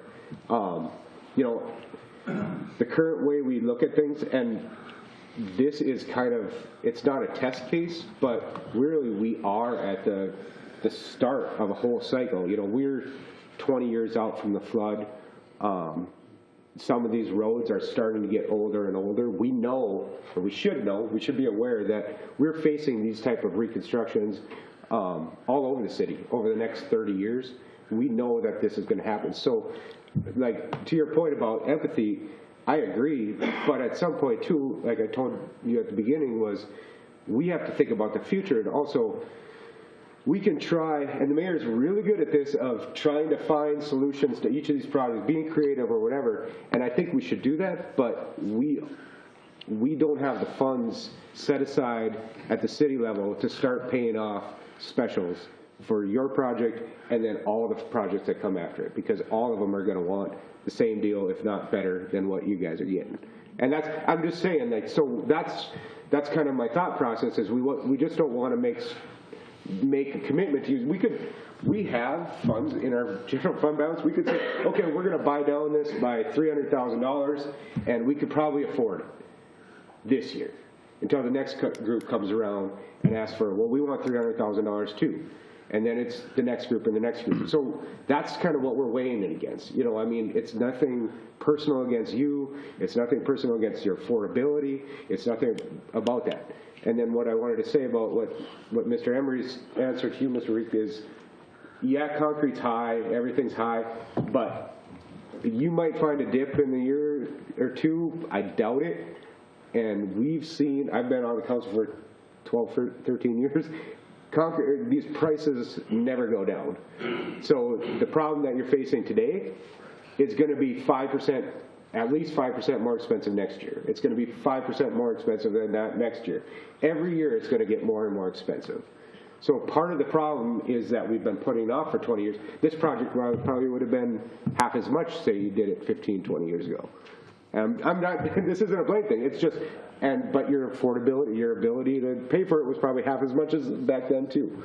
My point is we're trying to do what's best for you, what's best for the entire city, even, I care about what you sell your house for to the next family, right? We want to make that an affordable house for the next group. You know, we want it to be, but we also want it to be high value. We want you to sell for a good amount. You know, we don't want that neighborhood to go downhill. We want it to be a vibrant, you know, great place with great roads, great lights, all those type of things. So it's a weighty balance, and I don't think anybody here takes that lightly. And to your point, yes, maybe we should be more emotive. We talked about that with Mr. Mohammed or whatever today, you know, about how maybe we need to validate more or be more emotive. It's just not my personality, I'm sorry, but that's why we have a great man. So if I understand this right, the vote tonight is to accept bids with the right. There's no bids. Accept one or reject all, right? There's no bids. It's just to put together the feasibility study and. No, to put together plans and specifications so we can go out for bids and get actual pricing. And then does the city council have the right to accept a bid without the residents' approval?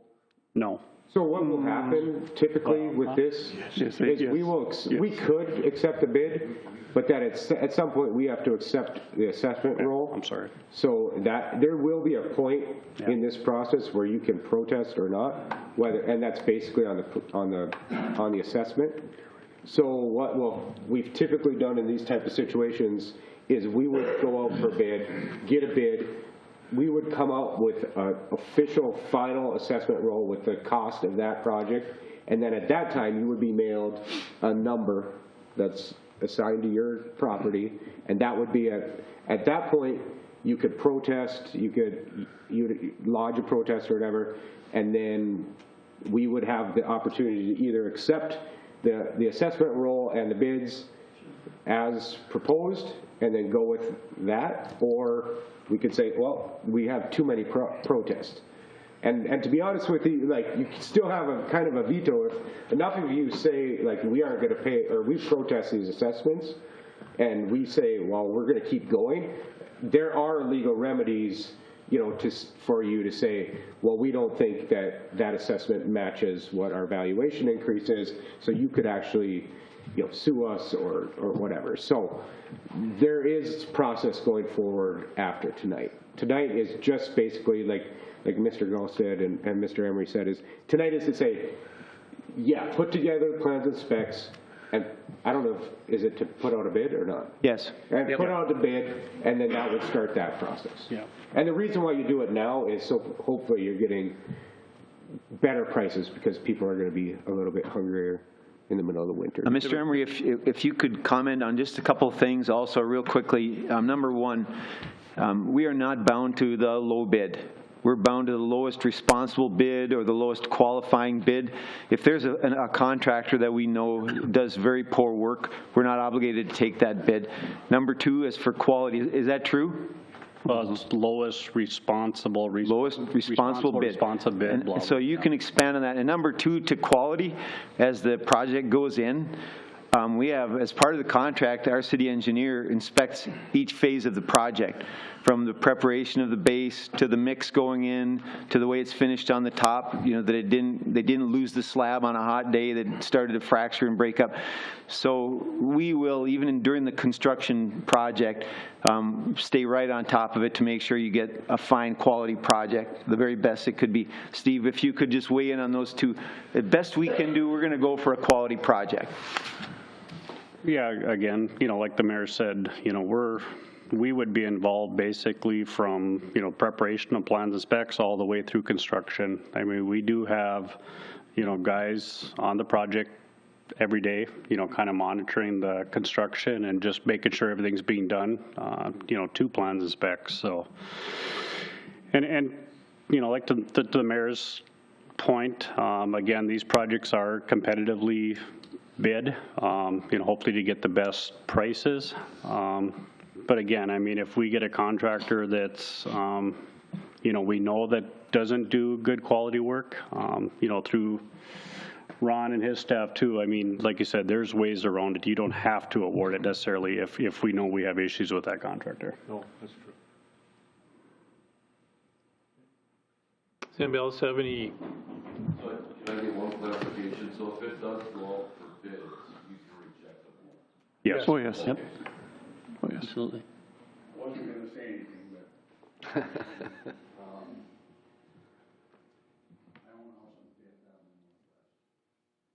My assessments are going to be $27,500.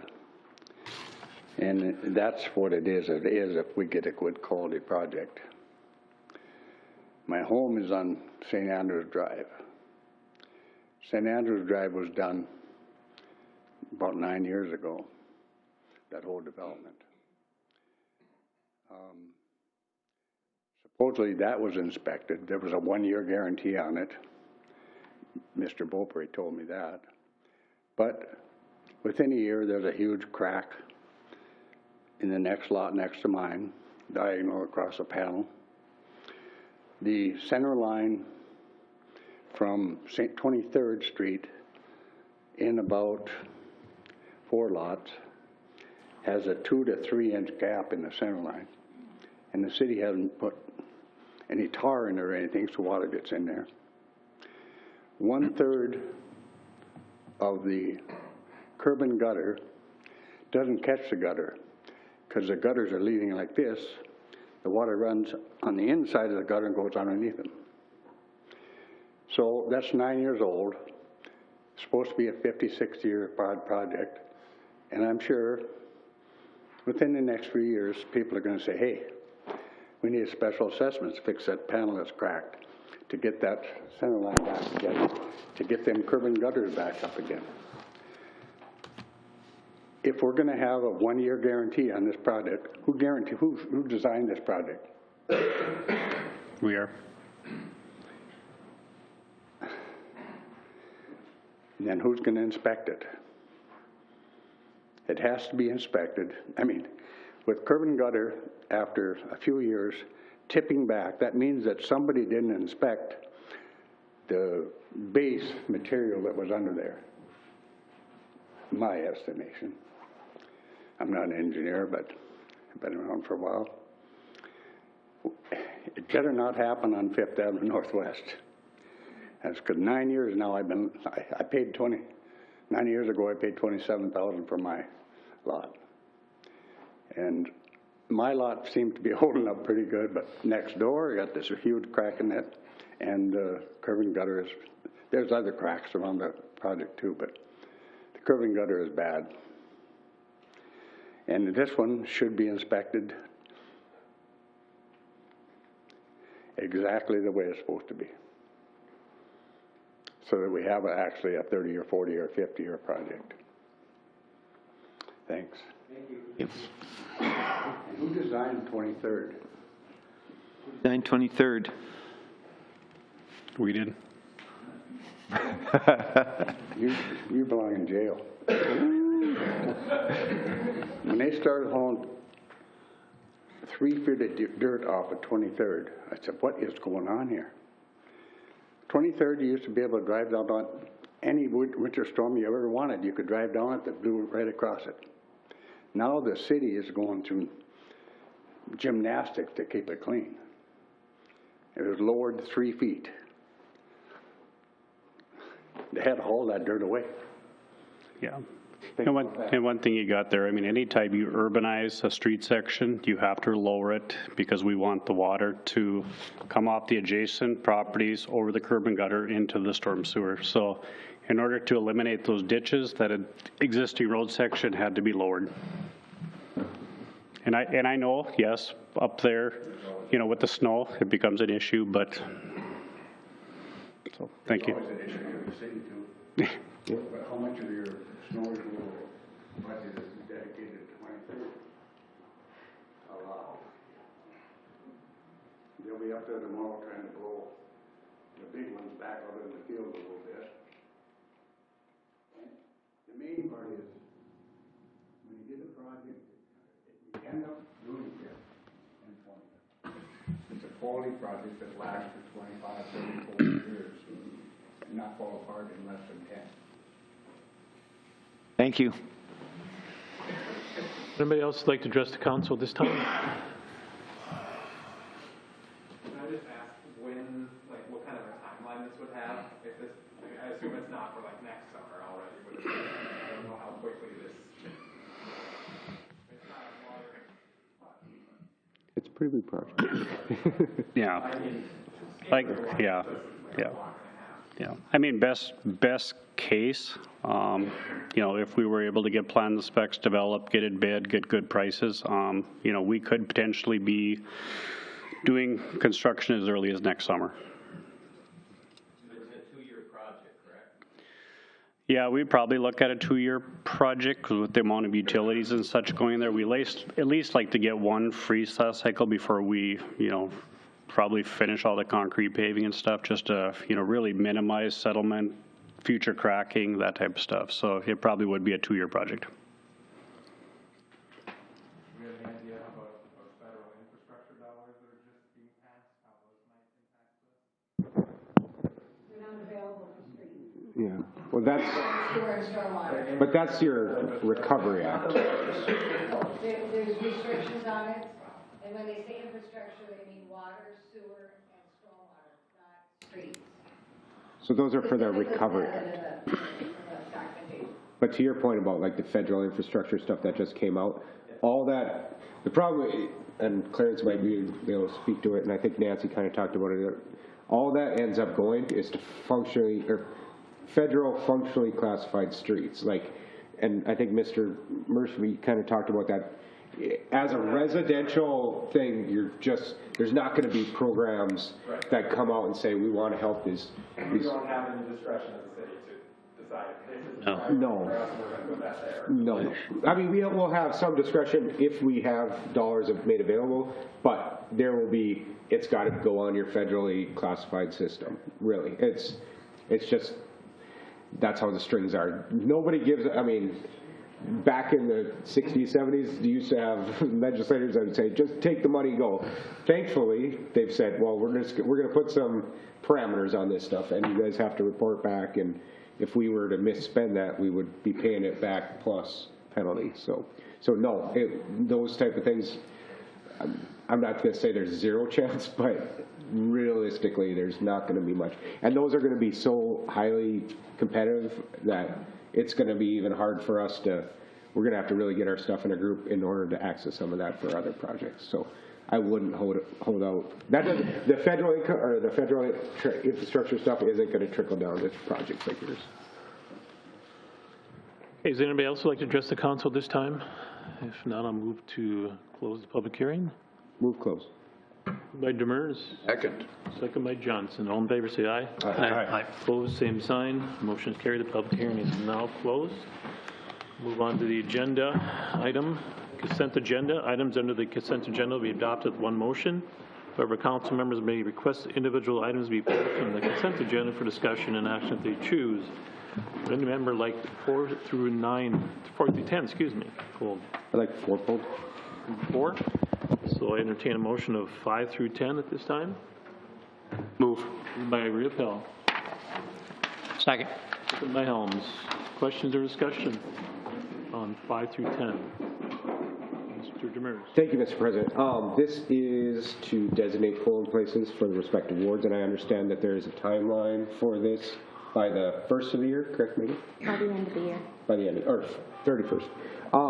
The only question I have is we are currently going through the ward designation process and the reallocation of precinct or our ward boundaries, and kind of the options that a few of us have seen already. 2 of the polling places, the senior center and is it City Hall, are not in their respective wards. Now they're adjacent to it. It shouldn't be a big deal. But just wondering if we have reached out to schools or looked at the VFW for like Ward 2 or. Polling places is definitely something that we've thought about. VFW poses a problem typically in November when there's ice in there. But we're using Civic Center. Civic Center lobby. Right. But at this point in time, redistricting will not be completed until probably March. We're still waiting for the state to complete what their process, and then we have until March, and then after that we can look at where places are located. And actually, I hadn't really talked to David about this yet. With COVID in 2020 and everything happening, we were asked to actually leave some of the locations, such as the church that we were using. So in 2020, they were all put into city facilities.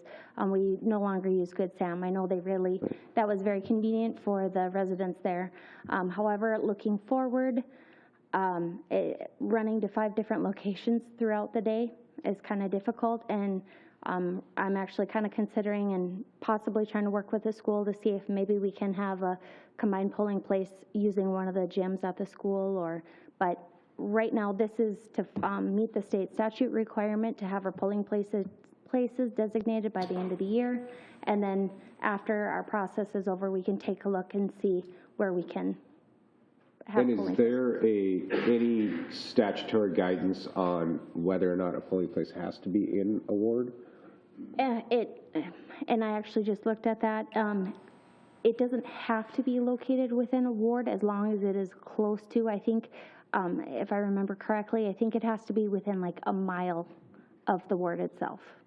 So Anywhere in the city then. So we meet the requirements at this point in time. With the senior center, it is in Ward 2, but it is quite close to Ward 1. If we did something out in Ward 1, just looking at what's available, it would have to be in one of the, either elementary school or the central middle school. I mean, I guess I'm not in opposition to where these are. These are traditionally where they've kind of been, but knowing that people's wards are changing, you know, I think we should at least commit to, in the next 2-year cycle, really putting forth a real good effort. Understand, I'm not saying you didn't put it, that's wrong choice of words, bad empathy. But we should really put a good faith effort into securing more public spots that are in wards, you know. So, and by that time, we will have a clearly defined ward map and all those things. So, thank you. The 4th Ward I represent, we have to take the elevator. And that got to be an issue last voting because of the COVID. I'm just wondering if we couldn't get it downstairs so nobody has to go up and downstairs or the elevator. Actually, for Ward 4, I was talking with Charlotte, and that building was closed. But we're considering looking at the large meeting room at the library for Ward 4. So Be great. All on one floor. Thank you. Yep. Would we make that change for this one, or? At this time, with everything that's going on, we'll probably be making other changes so I just figured we'd just make them all at the same time. And it also says we should make that process very public, so bring in public input and just, you know, try and get as much information out there to everyone as possible. Nancy might have something. Nancy? Just working on Megan's thoughts. When the ward maps come out, which they'll be brought to council at the next work session, we do place on those ward maps where the polling places are, and so we can look at those options. And like she said, we cannot approve our ward maps until the state does their redistricting, and we have not received word that that's been completed.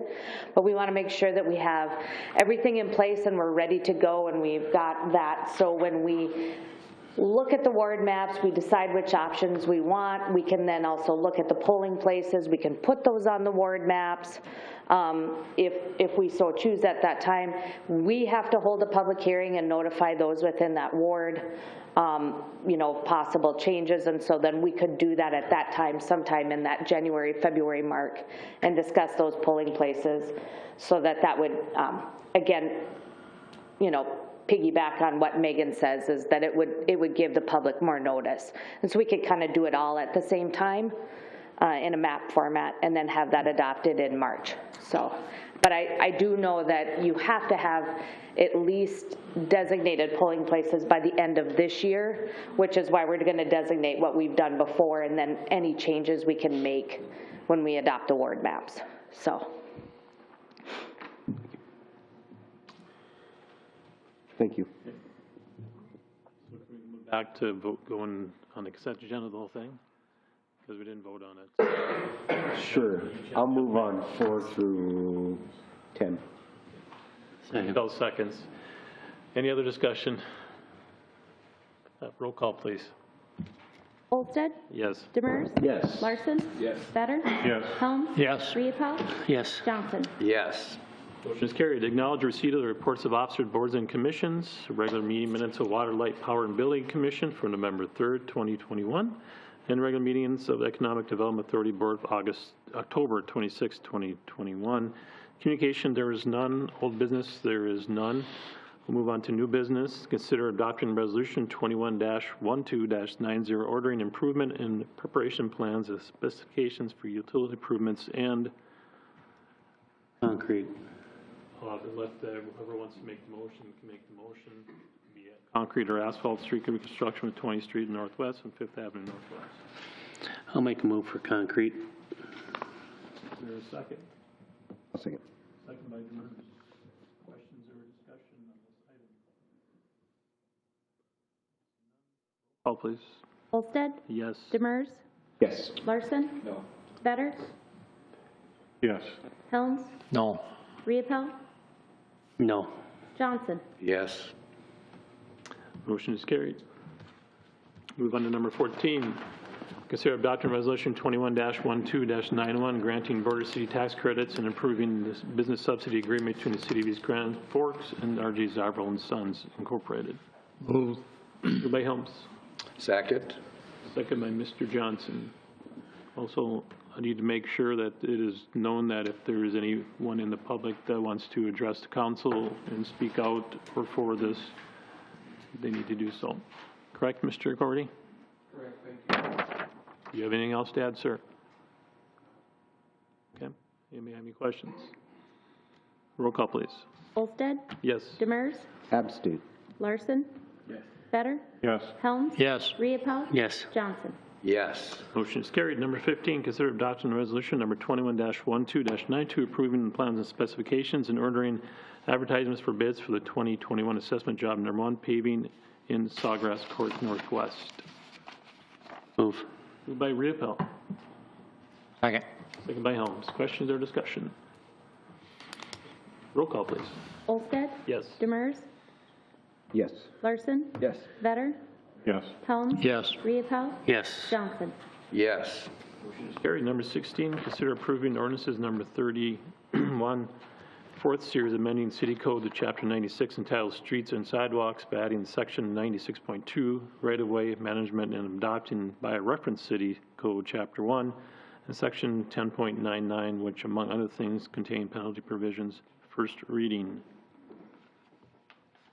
Move. Second. By Riepel, second by Demers. Questions or discussion? Mr. Demers. Thank you. I'm just looking for my notes here. Got a couple things. Start from the top. Hang on. There's a section, well, first of all, there's two section I's. Like, it goes C, E, F, G, and then I, conditions of permit and registration. And then after that is H and then I. So. I just haven't seen it. So. Yeah. Well, I mean, right now, I mean, I've Yeah. So seen it, but I'm going to refer to that section, but there's two that should probably be recodified. So in that first section I, that conditions of permit and registration, there is in U, the permittee shall remove daily all dirt or debris from sidewalks, trails, public and private roadway surfaces and curbs and gutters during project work. I think we should add a sentence that says, unless that section has been closed off. Because there's going to be city projects, for example, we just did Central, like they piled dirt and stuff on the sidewalks and all that kind of stuff. But those sidewalks were considered closed. So my point is that at some point, if you say this, a contractor that doesn't clean that off, even though a section is road, is potentially liable or opens themselves up to liability, I believe. So I would just check that to add that language.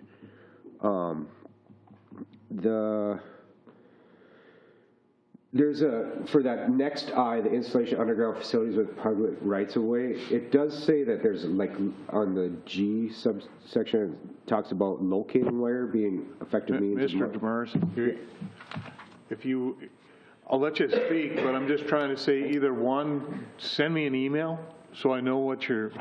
Well, I need to say this in public meeting because this is a. Right. But for any potential corrections, then I can take a look at it, because without notes, Right. You're going too fast for me to be able to pick it up. Well, okay. So then just in that, there's the next I section, the installation. What page are you on, sir? Page 11 of 21. Okay. The I section, installation of underground facilities within public rights of way. Section G, operator shall install locating wire. Just wondering, I kind of read further, and it does say that you can have as-built instead of locating wire. I was just thinking of like sanitary and storm, you're not going to have locating wire, but the GPS coordinates it says 1 foot minimum accuracy. I think we should reduce that to 10th accuracy, just because you're going to be dealing with elevations. I think we will want to know that to a 10th, not a foot. So that would be one.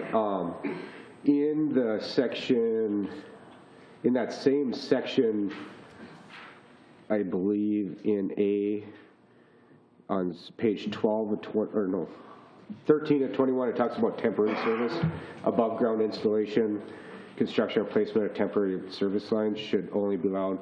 It says during new construction of any project or period not to exceed 30 months. It should say new construction or reconstruction.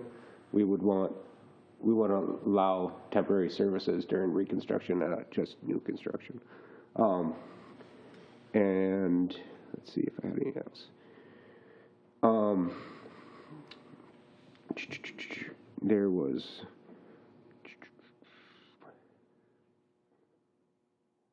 that's about it for right now. So the one you just said under the temporary service, under what, B1 you said? On B1, yes. During new construction of any project for a period not to exceed 3 months. I don't think we should have a limit. Or 3 months or project completion. I mean, we would hate to, there's a possibility that one went longer than 3 months on Central. We'd want to allow for 3 months or project completion, I think. Mr. Demers, Mr. President, if I may. Sir. We did talk about this at a work session. I thought it was mostly just adding in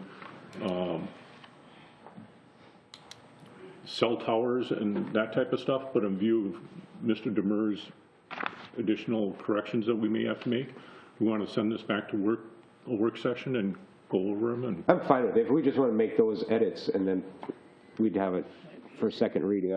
That's all I have.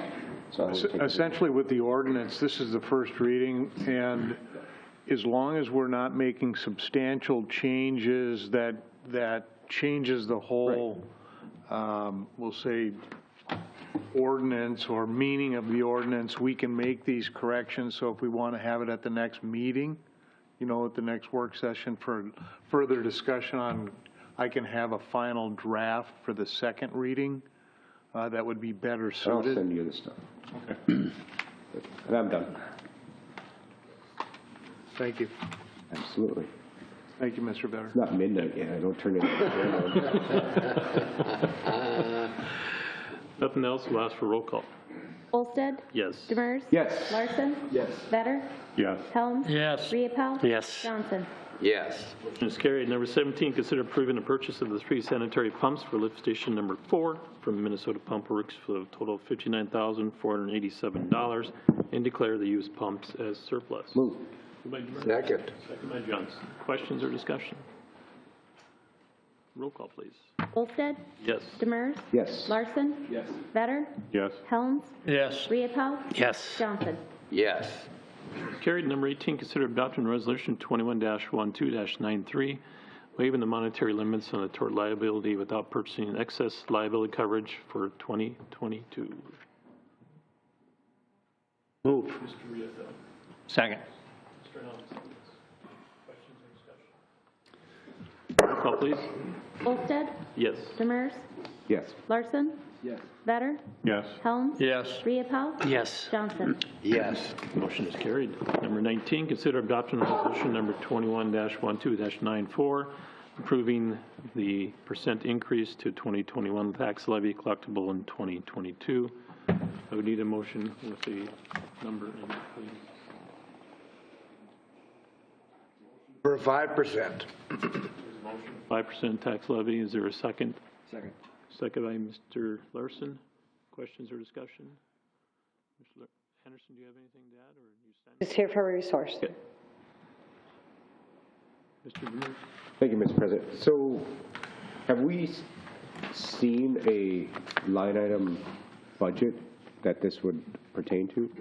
Or do we just get the high level stuff?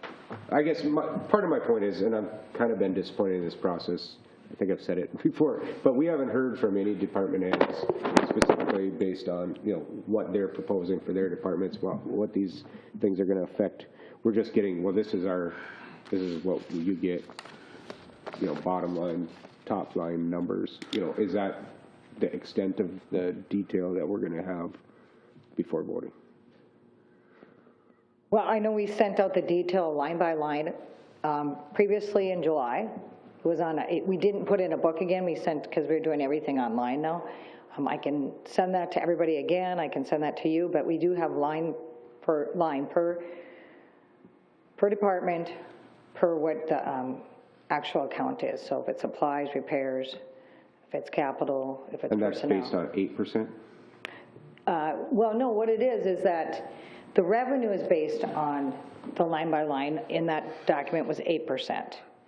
But we have not changed any of the expenses. So the expenses that you got in July are the same, with a few minor changes where, for example, when we work with transit, it's always a moving target. And there was a couple other items that we increased because of where we are at this year and because of inflation. So the 513 is what would be a negative with the 5% levy with the expenses where they're at. And my estimations right now for this year, 2021, just by looking at a few items that we haven't spent, that if I had to have a good best guess I can give is that would be at zero. Because right now I have about $150,000. And I know we have a few things that came in. For example, we just got $27,000 from Enbridge for police protective services. So if I was best guess I could say is that we would break even. That's a 21, yes, that's in 2021, and we had budgeted that we'd be in the hole $251,000. But I know, like, we reduced on travel, we didn't fill the library position, and we have a truck with the fire department that we are not going to be able to actually get because it's not finished until 2022. So that would be a savings in 2021, and then I put it into 2022. So there's a pickup truck for the fire that we're not going to get till 2022. So I put that in the budget so that when we make that payment, we're not over budget, but it's actually a plus towards our fund balance in 2021 because we're not going to spend it. Right. So back to the original question about with the reduction from now, the motion is a 5% versus 8%.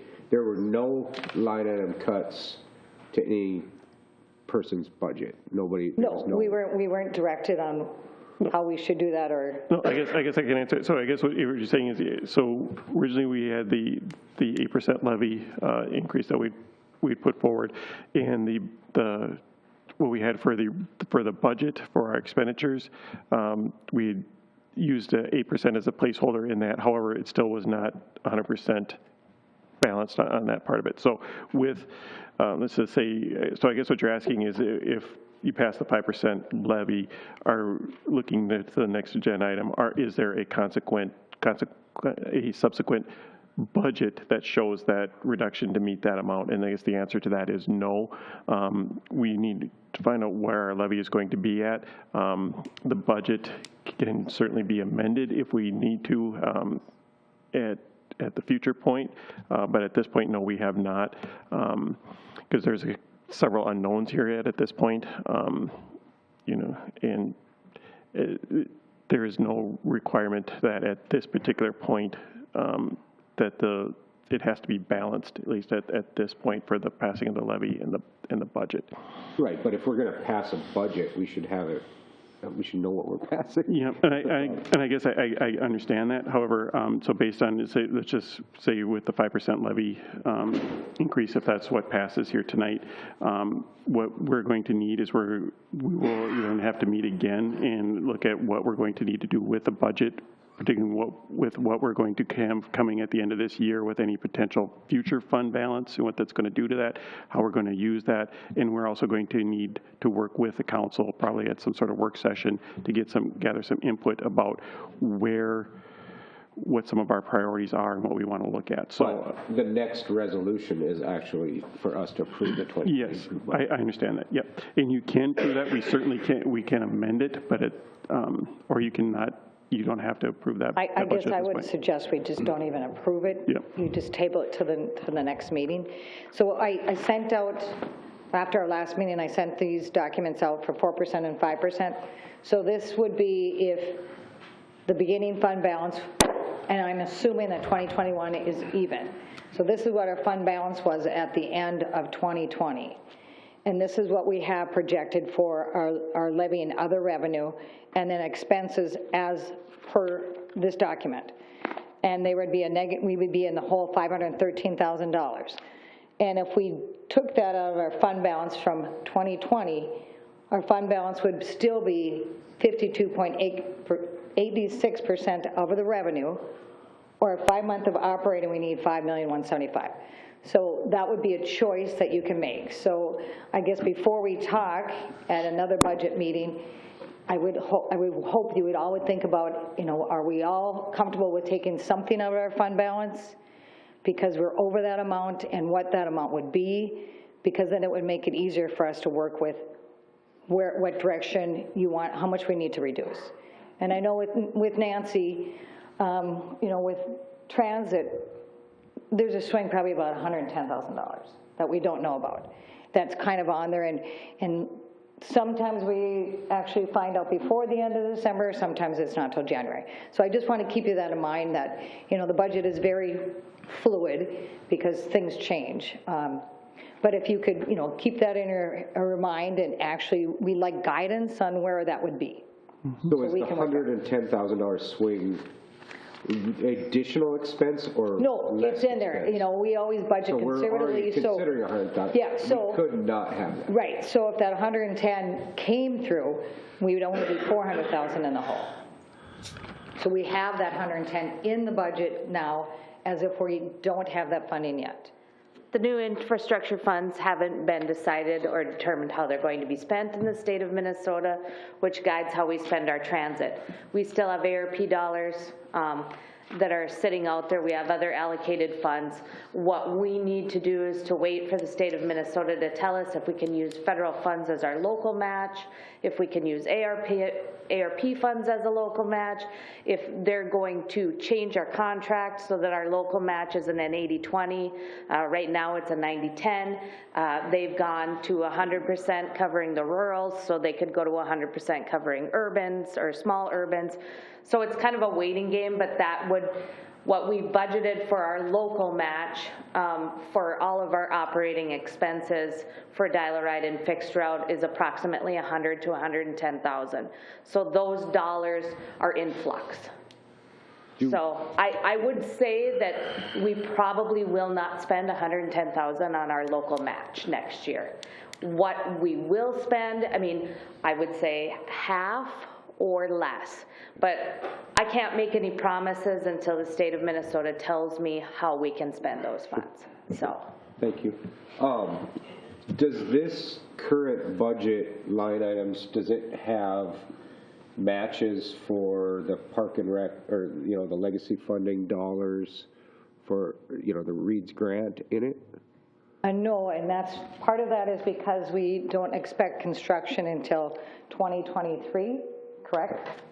So that's a 2023. Yeah, it's more of the planning dollars, and we have put those in. We also have talked about other funds, maybe for that, but we do put those in. Are we setting aside any dollars for potential park and rec improvements? We've talked about projects like that. Have we decided that we need to put money ahead for engineering, all those type of things for upgrading facilities? Some of those items come out of our building maintenance fund, so they're not in the general levy. So those are all Yeah, enterprise. and then we also have the sales tax dollars that we have available to use. How about, we had kind of discussed potentially taking some dollars and allocating them to bridge infrastructure, pre-planning, engineering, getting those type of things set up. Is there any dollars in this budget for that?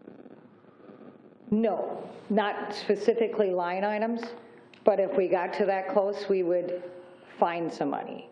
A couple of options might be, I'd have to check a little closer with Paul, but we do have TIF dollars that we can use for infrastructure for commercial streets, upgrades on infrastructure. We also have state aid maintenance dollars that we can use for planning and such. We also would actually have a little bit of money in our special assessment funds where some of the bonds have been paid off. And we do have some in the building maintenance. Water and Light has increased that to $350 this year. We have some large ticket items to do. I've built in all of the... That 350 is in this budget? Yes. Okay. But I have built in all of the building repairs that we got for in the next, and they gave a year. So those are all built in our capital plan for the next 5 years out of the building maintenance fund. Say we needed that money for something else, we could adjust it, maybe push a couple of them back. I know that the fire department already did the repairs to keep the building as structurally sound as possible. They're not done, they're sitting there. Oh, Right, yeah, but Chief? no, you said they're pretty much complete. Yes. Roof is done, but Yeah. the rest of the stuff's still sitting there on the floor. Oh, yeah, no, I mean, the roof, I'm talking about roofs now, sorry. The other large ticket item we have is that we're looking at a fuel island, new tanks. It came in, the estimate we have is like 200,000, which we thought was 300,000. And Jason and I have talked, if we have to, we could probably push that back another year or two, but we have it in for 23. So we do have some flexibility for building maintenance, building repairs. Okay. And then hopefully my last question is, does the current budget as proposed right now keep the exact same number of FTEs as are currently employed right now? The library position is still in the budget. That has not been filled. Which one? I don't remember how many. We got a one? librarian, and what's the next one? It's the only position that we have in there that's not filled. Otherwise, we're filling any other positions that are open. The public services librarian position has stayed open, or stayed vacant, I mean. So we filled the librarian position after retirement. But the other position that was empty in June of 20. What's the grade on that job? In the budget right now, it's grade 17.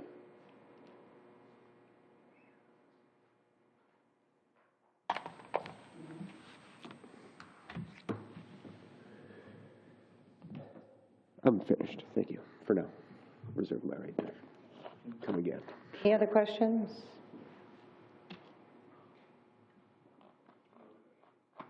Go to roll call, please. Olsted? Yes. Demers?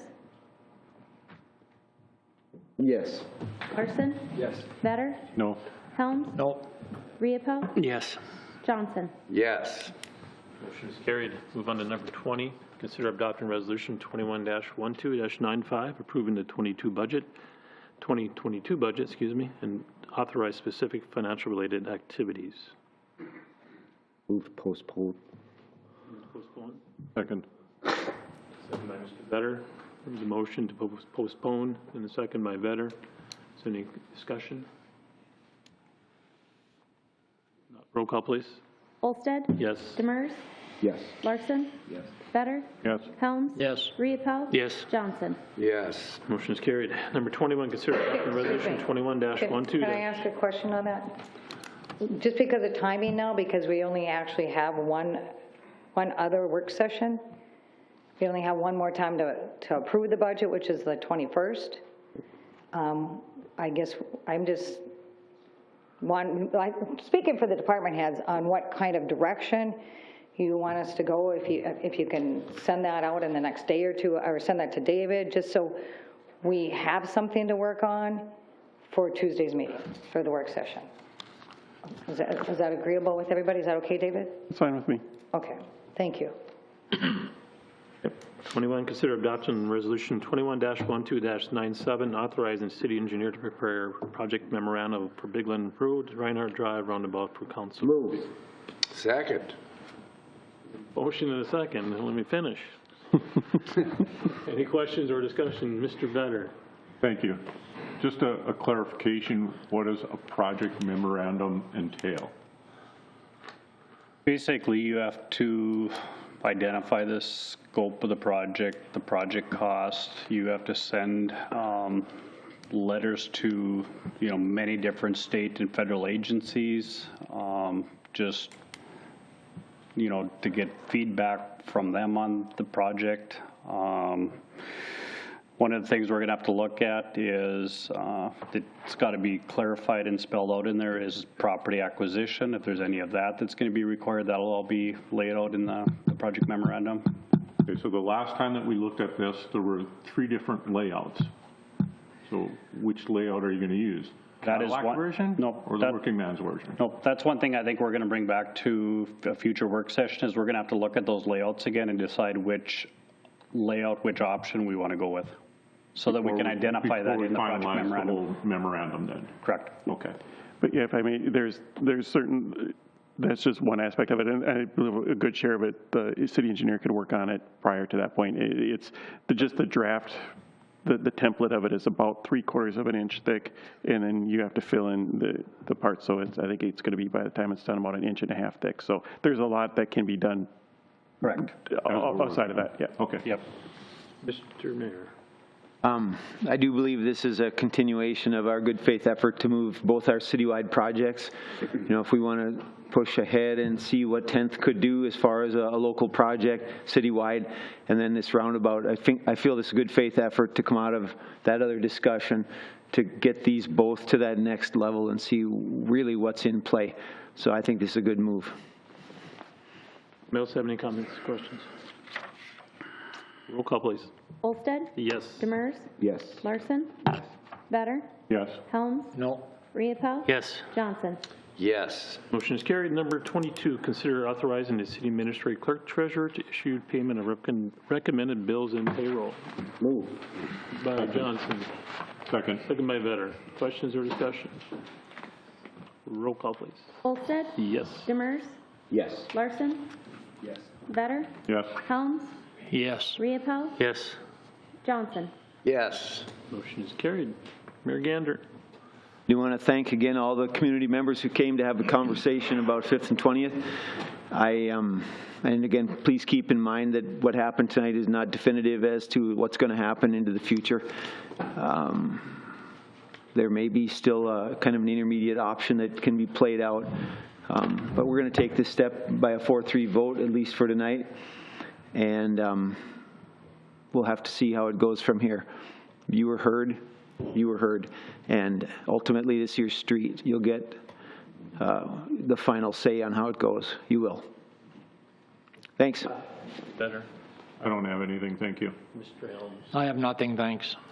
CFL. Nothing, thank you. Mr. Johnson. I just wanted to thank Jason Stordahl's crew for the snow removal. Thank you, Mr. President. I'd like to thank Jason's crew for the mosquito control.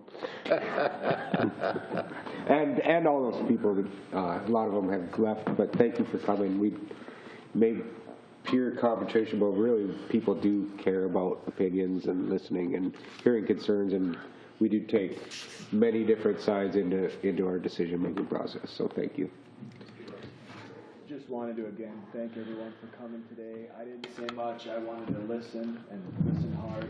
A number of residents have emailed me, I think, through the Solis, and I really appreciate that. You've got my email address. Let's continue this dialogue as we hopefully can find a solution that works for the residents. We're going to be footing nearly all this cost, so don't give up. Yeah, well, I thank everybody for coming also today. Nice to walk through this process and actually see people's face-to-face coming in and talking to us and telling us, how they feel. Sometimes we don't get that a lot of input, and we get it maybe through hearsay from here and there. Some people maybe have questions on things, and nice to actually have a conversation and listen to people face-to-face and talk to them. And hopefully we can keep moving forward. I want to see what these costs come back as. That's why I voted to move forward, because I want to see what they're going to be actual instead of having estimates from you. Not that your estimates are off. It's just I want to see, like every other project that we want to move forward to, especially the roundabout, our trust level, moving forward with everybody on the Reinhardt and the 10th. So that's what I'll have to say. Mr. Murphy. Thank you. I just have two things. I will be out of the area the week between Christmas and New Year's, visiting relatives, and I will be out a little bit next week, but I'll just be at home working on a project, so I will be available. So that is my schedule. Mr. Gelston. I've only got about half an hour worth of comments. I'm just nothing at this time. Mr. Emery. Again, I guess thank you to the residents too that stuck around. Appreciate your feedback, and hopefully we can get some plans and specs prepared, get you good prices, and somewhere down the road get you a good street. So thank you. Anything from the department heads? Entertain a motion to adjourn. Moved. Second by Helms. Second by Demers. All in favor say aye. Aye. Opposed, same sign. Motion is carried. Meeting is adjourned.